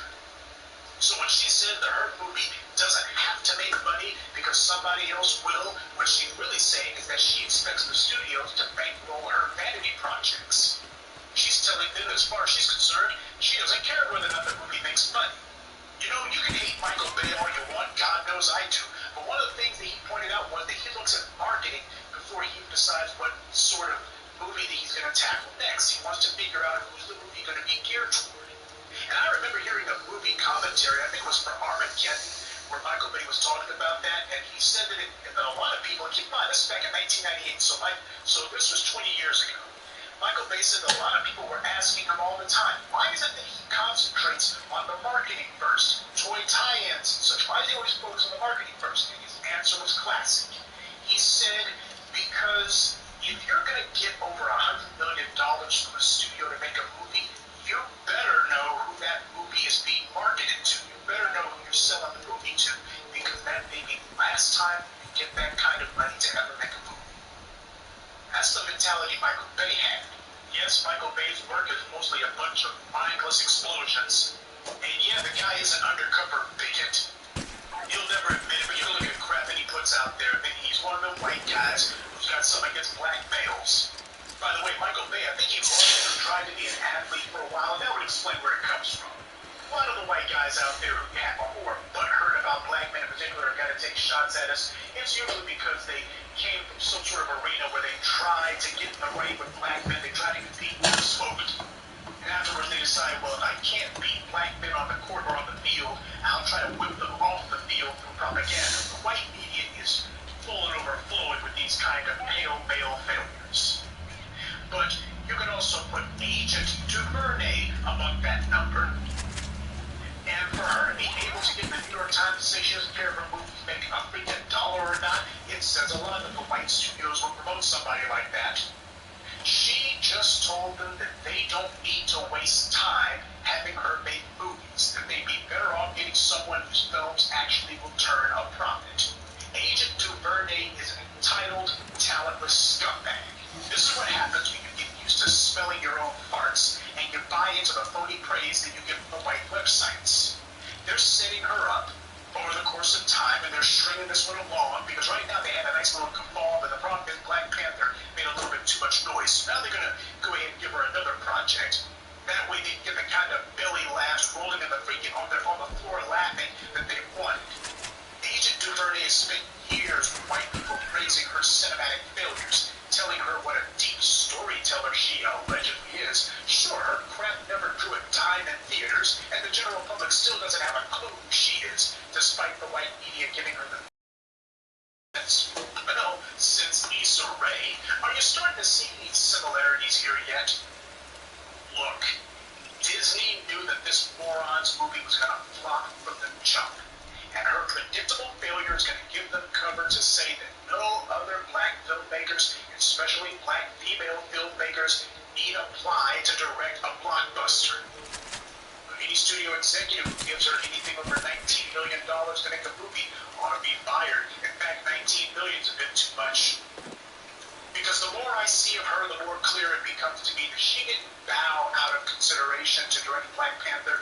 Disney told her that they weren't going to let her do it. They showed her the door on that one. It's one thing to set up an experiment deliberately to fail. It's another to lose your shirt because some mental midget was given a real sum of money to make a real movie and they damaged the studio. If she had made Black Panther, that's exactly what had happened. Black Panther was probably an investment on the order of $300 million. We put not only production costs but also print and advertising and marketing into it. And at the very least, in order for this thing to be successful, they would have to turn at least $650 million. They needed somebody who at least had a chance of getting somewhere over the $500 million mark worldwide. Just look at how this moron tried to imitate the marketing of Black Panther with the rank of the time. Nothing original about her work, top to bottom. Nothing original at all. Look, say what you want about Black Panther, God knows I have. But when it comes to the marketing, you gotta give the devil their due. The marketing for Black Panther was the very epitome of synergy, where something becomes bigger than the actual sum of its parts, bigger than the energy that was put into it. Black Panther did exactly what it was supposed to do. It brought in a whole bunch of people consistently over time who ordinarily would never watch a comic book movie, yet they watched this one. And you think that's not going to translate to the Avengers because Black Panther's in that in a few weeks? Disney knew exactly what they were doing. The marketing of it knew exactly what it was doing. Ava DuVernay, on the other hand, had made a cinematic mess. How the hell was she going to market this to people? Well, she tried to organize all-girl mass theater ticket purchases, you know, the same way that Black Panther organized mass all-black theater ticket purchases. In fact, we even had clowns like the land whale Roxanne King. You know, she destroyed that Black Panther spin-off comic book last year. You'll recall I told you Roxanne Gay rented tickets for not one but two theaters in the hopes that this was going to replicate the same cultural relevance and mass market momentum that Black Panther did. This is something that chumps like Agent Duvernay will never understand. The reason that Black Panther was able to become a cultural and movie phenomenon was because it was a movie that audience and critics genuinely loved. They weren't turning out to support it. They were turning out because it was irresistible to them. And I say this is somebody with a movie. I haven't even seen the movie. And no, I'm not going to see it on video either. It does not interest me. It simply doesn't. I don't know if the movie is any good, and truth be told, I don't care. The point is, you can manufacture an out-of-control hype machine for a movie if audiences are genuinely enthused about seeing it, but you cannot generate that kind of over-the-top enthusiasm for a crap flick whose only selling point is that the director has delusions of girl power! You have to make a good movie first. But that's the problem, Agent, since Agent Duvernay can't make anything that's even halfway watchable. It was a non-starter from the jump. Look at the New York Slimes article. Both the Times and Duvernay admit that she was hoping to get a free ride by hanging off the coattails of Black Panther. She wanted to catch the wave from a better filmmaker, one who actually has some talent. This is a hack. She knows that she's perpetrating a fraud. Like Issa Rae, Agent Duvernay fully realizes whatever work she's gotten has been completely the result of the white folks who she's ingratiated herself with. She feels that trashing black men is her ticket to ride, all of this low-key black male bashing that she does, and that she's going to be their self-agent, and as a result, they'll let her get away with being a film failure. But dumbass Duvernay may have outsmarted herself on this one. Not that that would require much effort. After this high-profile failure, and given the way the critics have savaged the movie, it seems clear to me that they understand she's going to serve her purpose very well, and that's to prove that Black Panther's success should not be attributed to black audiences or even black filmmakers, that instead it ought to be credited solely to the Marvel Studios juggernaut. Ryan Coogler will be quietly ignored, and Black Panther treated as a total anomaly. And the follow-up failure of Ava DuVernay's feminist polemic is going to be held up as the proof that Black Panther was a one-off. The godfather of screenwriters, William Goldman, wrote a book in which he explained why it is that studios try not to make certain movies into franchises. There are some movies that the studios look at and say, well, even though we are a Monday morning business, that means that they look at what was hot over the weekend and try to replicate that at their own studios. There are certain movies the studios look at and say, well, we know that Inside Man just tore the house down in theaters, but we're not going to make a sequel to that. We're not going to make any movies featuring smart black cops trying to take down white robbers. We're not going to do that. And William Goldman explained that in the movie industry, they have an expression called a non-recurring phenomenon. You might want to remember that one. A non-recurring phenomenon. And that's how they describe movies that they basically say are a one-off. How do you explain the success of Coming to America? That's a non-recurring phenomenon. Well, how do you explain the success of Inside Man? Non-recurring phenomenon. What about Ride Along? Non-recurring phenomenon. That's just a one-off. That's a freak of nature. Freak of the market. And it won't happen again. And we know it won't happen again, so that's why we're not even going to try. It gives them the excuse to have a self-fulfilling prophecy. And with Ava DuVernay, she has given them precisely the kind of cover that they want. See, if you paid attention to the white media coverage of A Wrinkle in Time, not only as it got closer to its debut and failure, but also afterwards, the white media kept calling A Wrinkle in Time a follow-up to Black Panther. They talked about it as being all but a sequel. They kept calling it a follow-up to Black Panther. It ain't got nothing to do with Black Panther, except for the studio that it came from. Black Panther and Wrinkle in Time had absolutely nothing in common.